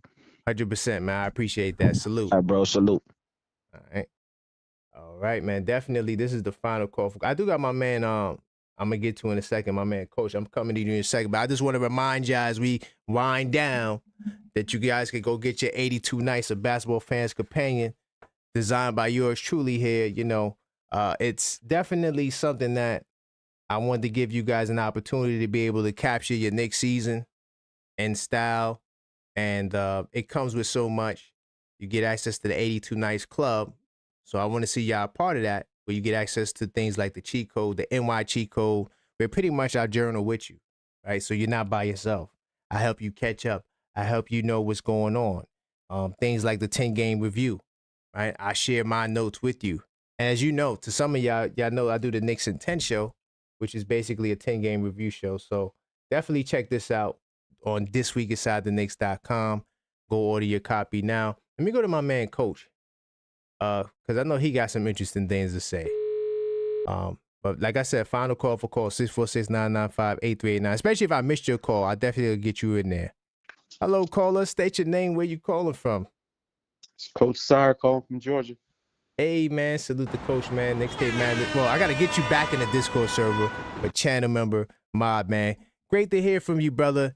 So you know what we talk about tonight, man. Where you want to go first, brother? I know you got some interesting things to say. Yeah, I gotta go to the trade. I don't know if you brought that trade. Okay. It's floating, but the Mitchell Robinson trade to New Orleans.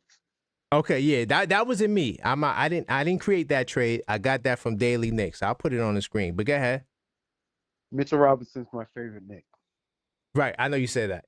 Anybody ever bring up trading Mitchell Robinson, I always come up with a reason why we shouldn't trade Mitchell Robinson.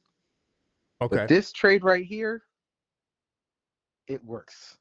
Oh, okay. See, now I know I'm on the money, because when Coach agrees, now I know I'm on the money. Let's go, Coach. Because of that kid, Missy. Oh, Missy. Okay, we didn't even talk about Missy. So what about Missy? Yeah, that 7-footer. He's an athletic freak too. He shows a lot of potential. I don't think he's Mitchell Robinson. No, of course. Over the years, a lot of Knicks fans say, well, if he could be 70% of Mitchell Robinson, they're talking about Nerlens Noel or right. Sims or whatever bum of the week it is. It's always that same thing. But this kid actually has an opportunity to actually be that type of person that people say, if he could just be 70% of Mitch. I think he has that potential. Plus the two-way contract that we have, if they were to trade Mitch, I think we would see him activating more. So between the two of them, Mitch is only playing 18 minutes anyway. I think they could make up what he is and not what he can bring. Bingo. But that type of style. See, that's the other point, really quick, Coach, that I'm going to let you cook. But that's the other point that I was trying to say, that Mitch is the backup center. He's not starting. So we're not asking Eves to start. We're just asking him to fill in the time when Towns is not in the game. 12, 13, 14, 15 minutes. Like, nothing more than that. So what you just said is a very valuable point that, hopefully more, Knicks fans will take heed to. And by the way, he's averaging 19 minutes this year. He only started 66. I'm sorry, he only started 6 games. So just to add that there. But go ahead. And also, losing his dominance in the paint is a lot, but gaining Alvarado's point of attack defense and full court press. You ever see him full court press somebody? Yes, 94 feet. Yes, annoying as hell, and I love it. That's some AAU's type stuff, some high school type stuff. I like it. Let me tell you something. That's how they guard in New York. I used to, let me tell you something. That full court press, bro, when I first seen it in my first like a real official tournament, when I played in Nike Swish when I was in high school, bro, I'd never seen a full court press like that. These cats from Coney Island, the name of their team, I think it was Juice Crew, something like that. Anyway, bottom line is they used to press every possession, bro. And they mastered it. You couldn't dribble. When I'm telling you, we got smacked. I never got smacked like that before. So that 94 feet, bro, that's that New York City stuff. Yeah, yeah, I know exactly what you're talking about. Yeah, to have that instead of having, somebody like Clarkson who doesn't play defense, right? Put that on the bench at the point guard position to defend. I think that would help the fact that we lose the defensive anchor that Mitch is. Right. As far as Sadiq Bey, I haven't paid attention to him since he tore his ACL. So is he? I know he's probably still not the defender he used to be. Is he? You know what? I'm gonna keep it real. I hadn't watched much New Orleans this year. I seen a couple of highlights, but that's not enough for me to really assess it. All I know from Sadiq Bey is offense and rebounding. He's doing a great job. He's averaging 14 and 6, and I had him on my fantasy team. And when I got him, he was putting up 30s every night. And so from the offensive side, he looks really solid. As far as his defense, I don't know about that, but he's 6'8" and he's giving you 14 a game. I think I'm taking that, bro. Sorry. Can he shoot the three too? His 3-point percentage is what I'm seeing here is 34.6%. He's taking 5.7 attempts a game. 5.2. I'm sorry, attempts a game. And remember, he's in New Orleans, so in Mike Brown's catch and shoot off the spray three, it could be a little better. So don't let that turn you off too much, because he was a 40% shooter back in 2023. Yeah. So hey, maybe he could get his touch back, but he's a bucket getter nonetheless. Yeah. So if they're making that, giving us those 3 players from Mitch, and you said Pacome Dadier? Yeah, Pacome Dadier. Yep, he'll be the other throw-in. I'll make that trade. 100%, right? Yeah, 100%. So I'm trying to see if I could fleece them and get Herb Jones too. Yeah, we can talk about that one in a second. That's a 3 for 2, so that would up our roster. Gives we were missing a player, so that would up our roster, and we would still be under the second apron. Right. The reason why adding another player makes sense, because this deal means you can make another deal for Giannis. But you wanted to say something about Herb Jones. Who would you add to get Herb Jones? Listen, I said I'm going to fleece them, right? Uh-huh. So I would try to add Yabu and Clarkson. Add Yabu and Clarkson for Herb Jones and the other 3. Because Clarkson, you're not going to keep him anyway, and he doesn't play no defense. His offense is good, but Sadiq Bey can give you what Clarkson's been. Actually, Sadiq Bey is giving you more than what Clarkson is giving you, because Sadiq Bey is averaging more. I don't think Clarkson averages 14. Let me go to Clarkson. Hold on. Make sure I'm on the money with what I'm saying. Yeah, right now, Jordan Clarkson is averaging 9.9 points a game. But those contracts don't match. Hold on. Let's play the numbers game. Hold on. We could play the numbers game. Let me go to New York first. I think it does, because remember, Yabu is giving you 5.5. If I add Clarkson's giving you 2.2. Pacome. If I add Pacome, where's Pacome? 2.2. plus Mitch. So you're looking at roughly $20 million from the Knicks side, maybe a little bit more than $20 million from the Knicks side. And I'm gonna pull up the Pelicans side really quickly. But you're right. You might be right though. You might be right. Hold on, because I didn't look at the salaries when I. So right now, Jose Alvarado's 4.5, Missy's 3.3, Sadiq is Sadiq is 6. Okay, Sadiq is $6 million. I didn't realize that. And Herb Jones is 13. So it'll be hard to come up with that 13 to get Herb as well. I didn't realize Sadiq made 6. I was hoping that he was closer to 3, you know. But him being closer to 6 may put us a little over. I think that still work if you just take Sadiq Bey out. Yeah, but I want Sadiq Bey though. Hold on, I'm gonna do the because I learned this like not too long ago. They got an actual trade thingy you can do on there. So what I'll do is I'll put together a package, and then we could do the math to see if the numbers work. Why am I not seeing New Orleans? Am I bugging? All right, hold on. Let me click on the Knicks.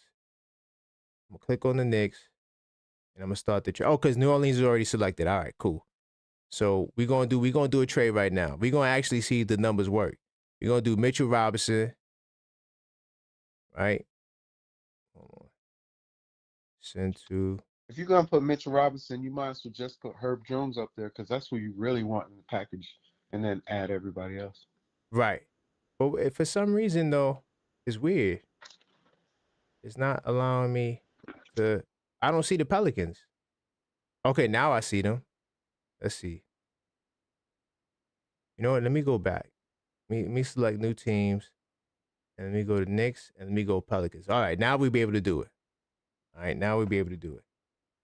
So I'm gonna add Mitch first, like you said. You add Mitch. Ooh, and they also got a trade exception to the Pelicans. But that still wouldn't matter because we're the one with more salary, right? No, I'm just add the guys here, so I ain't gotta click back. So I'm gonna add Pacome. Let me add Yabu. Oh, I can't add Yabu right now because we gotta wait till the 15th. Could you believe that? On a mock deal, we gotta wait till the 15th to add him. But I still add the other pieces though. Say, I can't add Jordan Clarkson. So we can't even do it officially because they're restricted right now. Yeah, to the 15th. To the 15th, which is, come on, dude. Like we got to be that serious. I'm gonna still go. So wow. So I just learned something. Herb Jones can't be traded till January 14th. So he wouldn't. Yeah, he wouldn't be in the deal. So those 3 are good enough. Those 3 are good enough. I guess you got to live with it. It does lead to what I wanted to talk about anyway, Giannis deal. Okay. So you people say Mitch, not Mitch. What's the guy's name? Cat. Yeah. And, Deuce.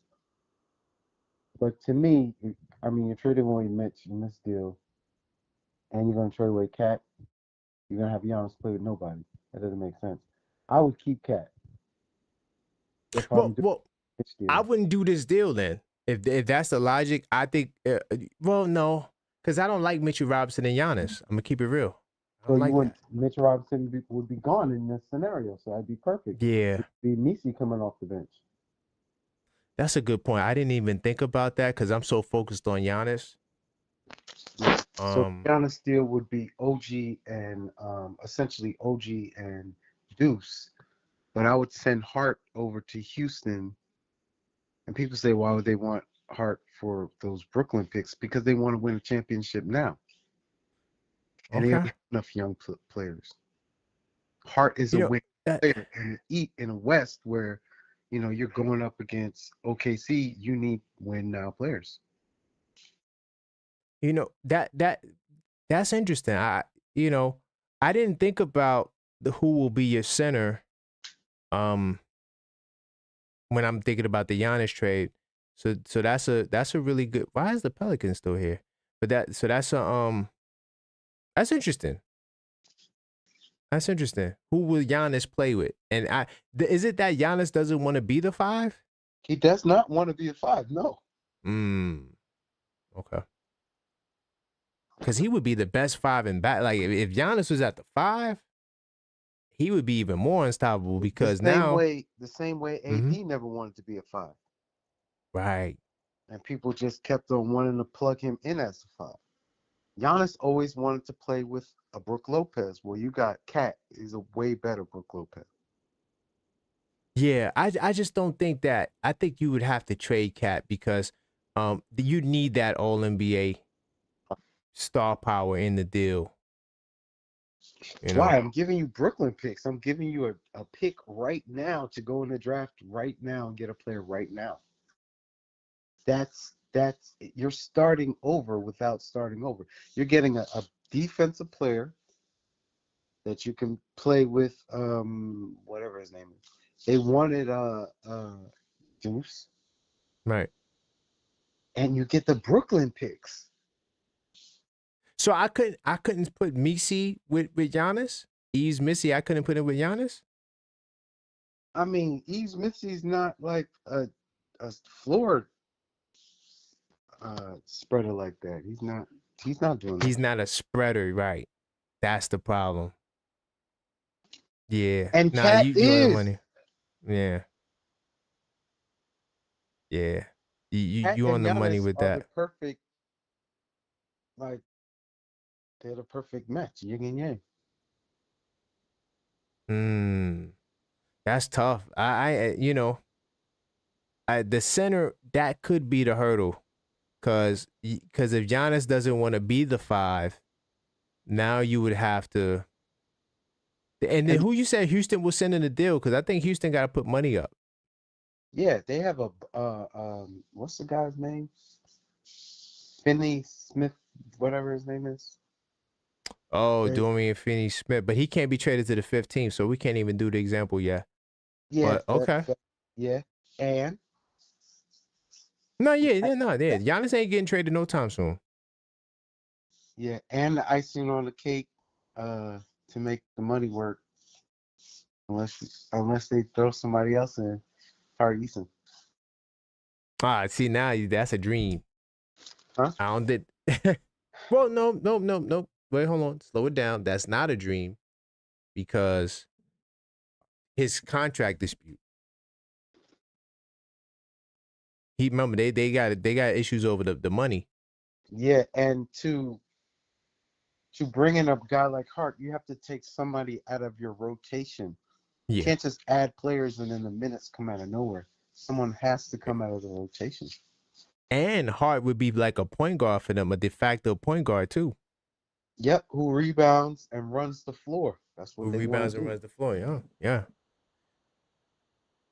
Honestly, that might, because you gave Houston an incentive, to give up whatever picks you would need. And we have one of Houston's second-round picks. We can give it back to them. Right. Yeah. Whatever. Yeah. I think we got a bunch of second-round picks. So whatever second-round picks they want, they could get. And I'm not mad at it. I just don't know if Jalen Brunson's going to sign off on his boy. Hey man, who cares what he says? I know it. Yeah. I said, I'm just joking. Quiet, or you could be in the deal too. Man, listen, man. I got an unfiltered thought called Jalen Brunson holds no weight. So, and I'm not trying to take a shot at him, but yeah, he ain't stopping that. So, I do want to ask you, I'm not even going to ask you the other Giannis question, but I want to ask you about. You know, that puts Brunson off the ball more. He's going to slide, not totally, but a little more into what he did with Luka. Yeah. Brunson is somebody who's one of the most adaptable star players in the league. You know, we've seen him in this role already. Luka was the ball dominant guy.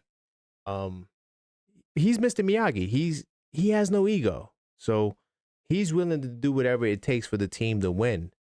And Giannis is a good playmaker. I at first I was like, he's not a point guard, but let me tell you, Giannis is really solid at making plays for others. So, I think Brunson and Giannis could. At first, I didn't think it could work, but I think it could work, especially because now, Giannis plays defense, so he's not going to be a liability on that floor. And the only guy you have to protect is Brunson, depending on who's your five. Well, no, but Towns will still be there. But remember, with your example, we still keep Bridges. Yeah, you still have Bridges. You still have you have Brunson, Towns, Bridges, and Shamet. Yeah, that'll probably be your star lineup. Yeah, I just picked up Tari Eason. What are you talking about? Oh, so you're gonna start Tari? Oh yeah, okay, you could do that. You could do Tari Eason at the 3 with Bridges at the 2. Shooting It's a big lineup. From 3 this year. Yeah, he was shooting the lights out. He definitely was shooting the lights out. I don't remember the exact, and then things change. I'll pull it up. But okay. I'm not even gonna ask you the other Giannis question though. Him going elsewhere in the East, because I already you're on the Giannis train, but I want to move on to the cup before I let you go. Now, does the cup matter? Now, once again, the cup. When I say does it matter, people using it as a excuse for, or I'm not just an excuse, but oh well, we won the cup, so we didn't go to the finals, but we won the cup. In your opinion, does the cup matter? So for an old head to say it doesn't matter. I don't really think like a whole old head, even though I am one. The NBA is changing, and the cup is going to matter. Eventually, our thought process will be phased out, and like you said, it's the younger generations that grew up with it. They're going to be like, yeah, the cup matters. People will watch soccer when they're watching their leagues. You go through individual championships before you get to whatever championship is the league championship. So other sports, outside of, I guess, America, are already used to that. And the NBA is trying to globalize, so it only makes sense to do this. And eventually people will see the worth and what it brings to competition. Okay. So with that being said, we're gonna raise the banner up. Well, we ain't got no other banner to raise up. We'll raise it up, until we get the championship. See, that's part of my concern. I'll put them both up at the same time. What about that? No, it won't be at the same time, but that's part of my concern that we don't got no other banner to raise up. So now these fans will be like, oh, well, we're the cup champions. So, we don't got to go to the final, or not, we don't got to go to the finals. But if we don't go to the finals, hey, but we still the cup champions. I don't want that. Because you're going to see that. And yeah, you definitely going to see that. That's why I said don't raise it until after you don't even got to make a moment out of it. Once you win a championship, you put that championship up, and when the lights are off and they're cleaning up the stadium, put that other one up, and you ain't got to tell nobody. They'll see it up there. Right. Nah, 100% facts. 100% facts, man. That's just what's been my concern, man. But I'll let you get your final word, Corey. I do appreciate you calling, making sense to the Giannis trade. Yeah, I really just called about that trade that you brought up. I ain't got no final words. Subscribe to the channel. Hit the like button. Yeah, that's it. I appreciate you, Coach, man. Great points. Great point. You made me think differently about the Giannis trade. I can't front. All right, bro. Be easy. All right, salute. So that was my man, Coach, in the building. Do got my man. I'm gonna let my brother. Hopefully, he's still around. See if he has any final words. And once again, I'm not answering no private calls. So if you calling from a private number, yeah, I'm not gonna answer that. Oh, Karan, I'm last call up show. Yes, man. How's it going, Yuri? I did miss your call. Yeah, just wanted to go over what we talked about so far. Yeah, okay. No, so in general, right, Knicks are in a good position, right? You know, I get it. We want talking about Giannis. And listen, I would love Giannis as much as the next guy, right?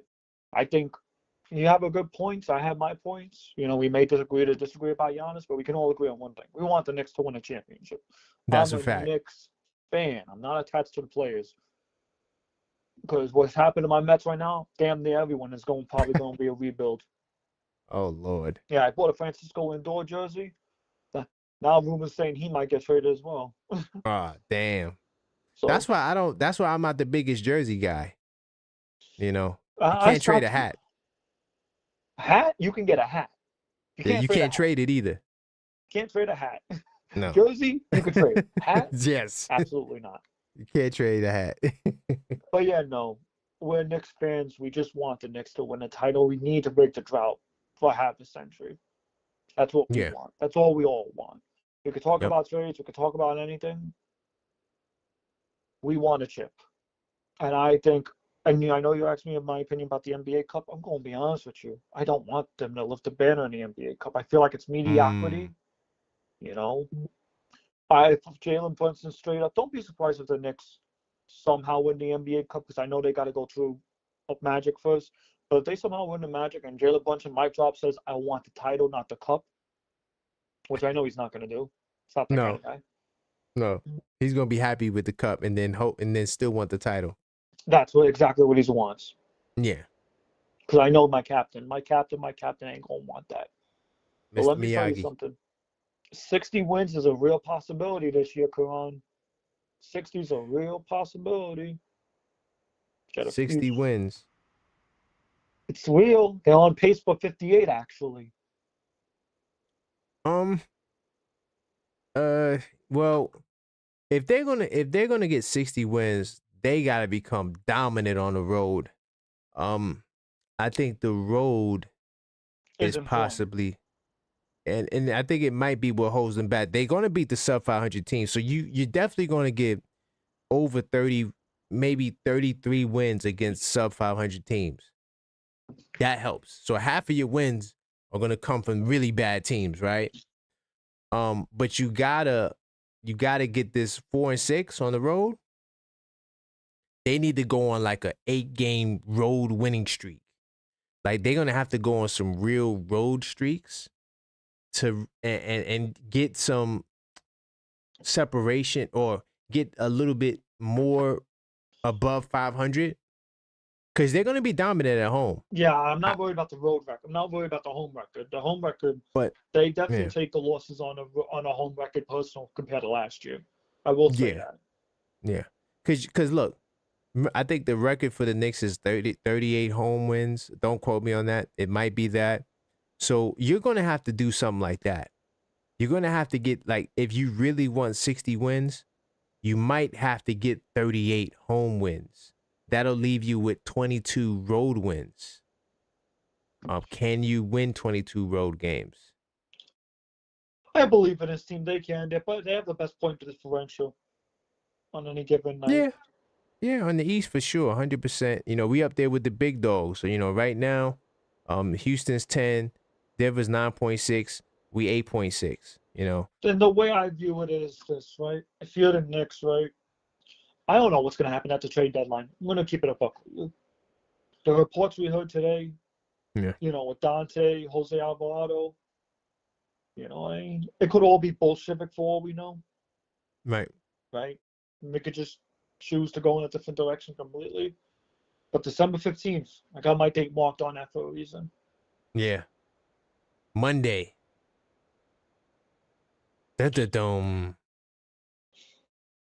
What happens? Who gets traded? And then some guys can't be traded to January as well. Like we looked at Herb Jones. The Knicks might not even make a trade. I don't know. Leon Rose has never done that. We've never seen Leon Rose until not the make trade a trade. deadline. That's what I'm saying. He might not make a trade until the trade deadline. Still a lot of basketball. Well, yeah, that's possible. Still a lot of basketball left to be played, Karan.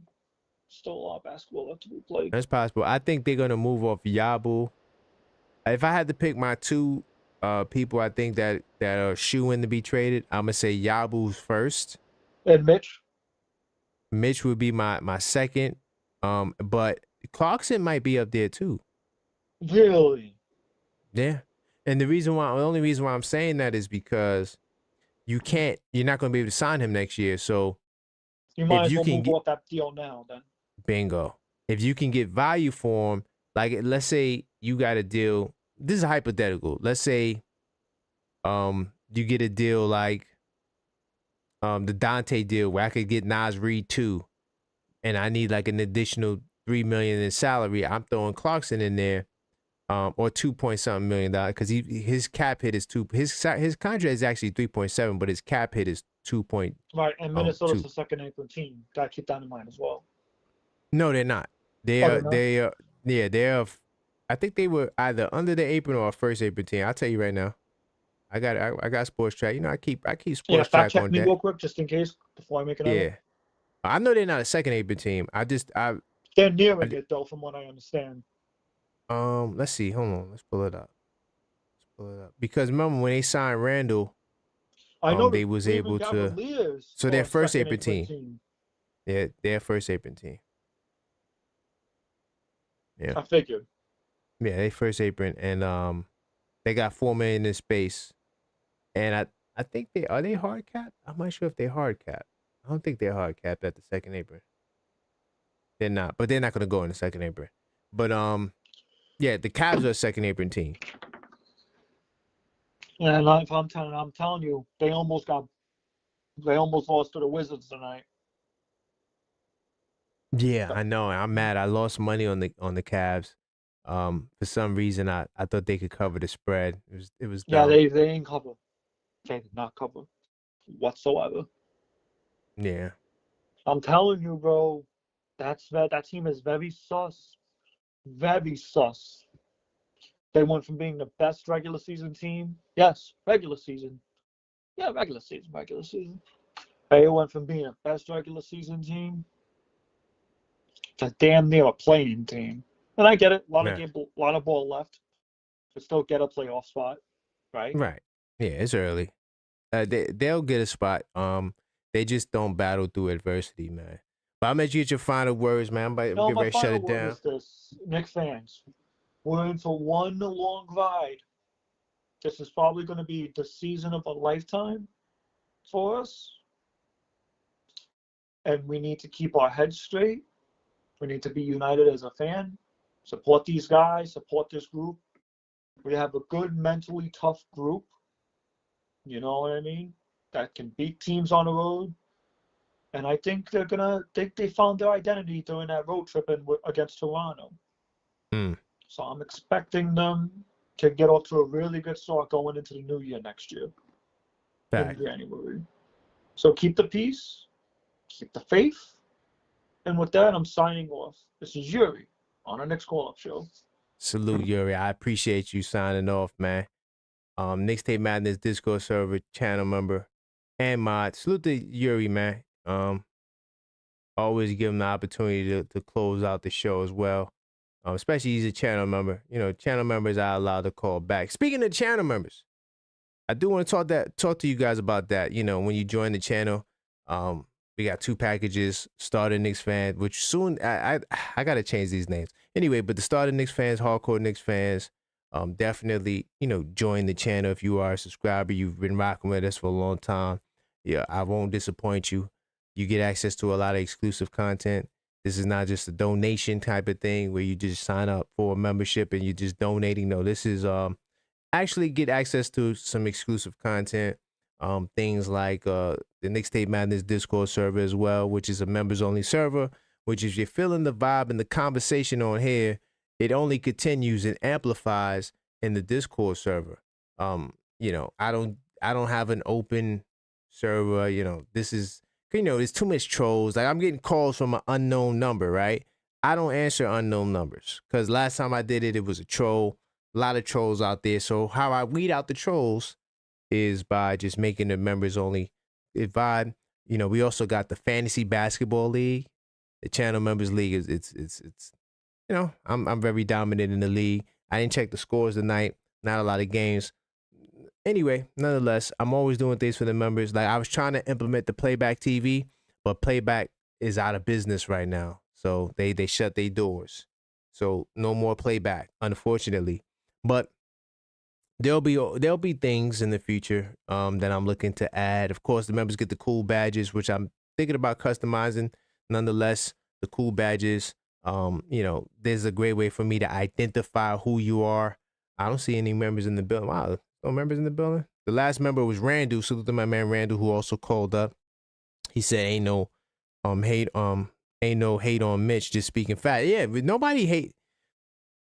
Everyone who called up tonight, well, I can't speak for everyone because I don't know what everyone's thoughts is, but mostly everyone who called up, they didn't really show no malice towards Mitch. Even Coach, who's a Mitch guy, he said he likes that New Orleans package. But the reason why I was able to see my man Randall's comments because he had the star, and I look for the stars. So, you get priority reply to comments. Members only live chats like the Knicks in 10 show that I do. Those are members only live chats where I allow the members to come through and speak their piece, especially when I'm cooking and I just want to move fast, right?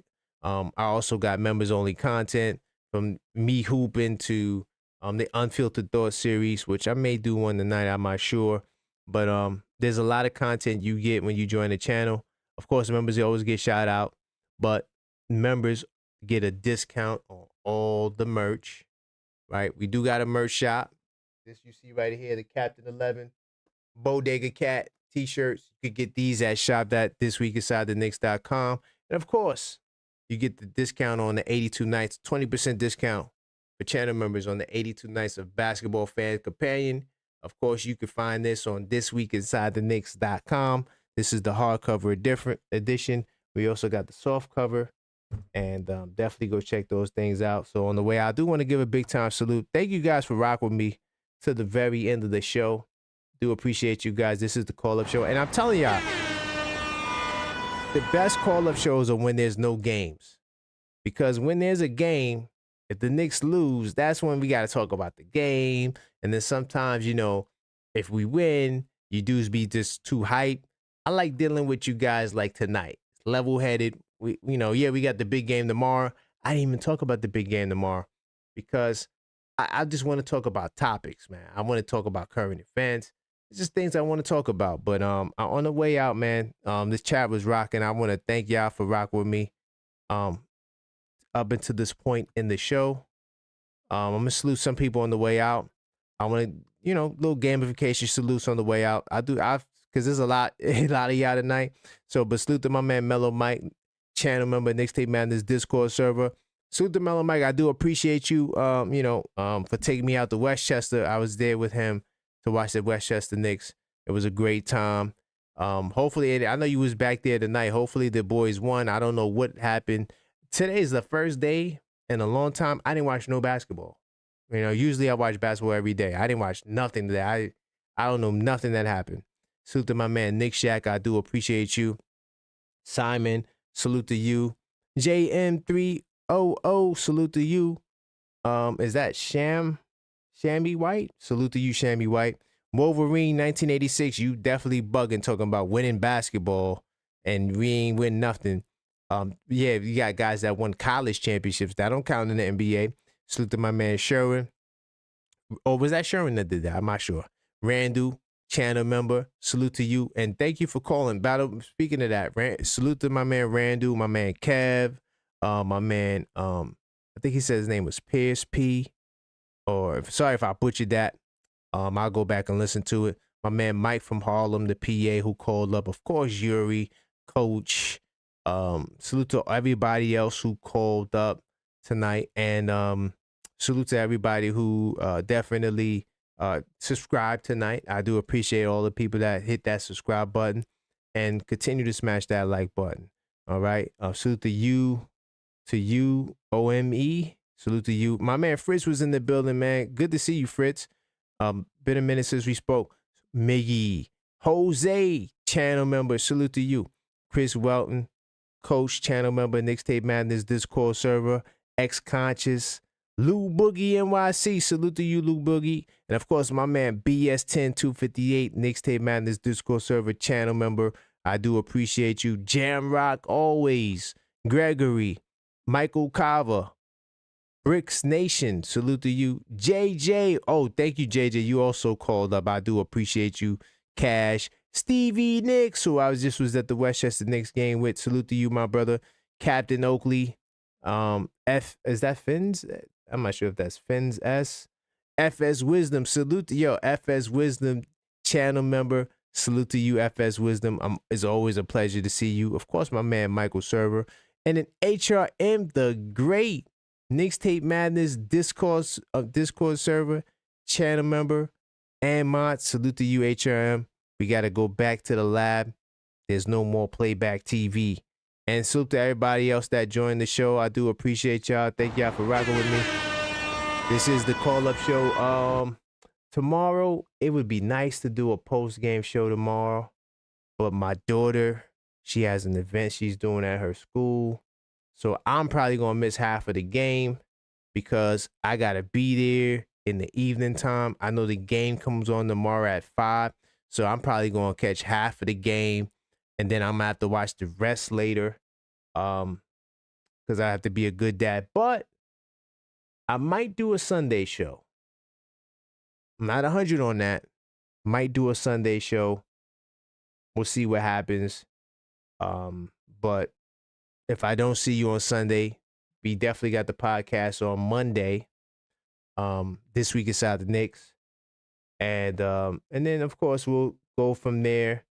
And we'll see what other shows we do. Will we make it to the Cup game?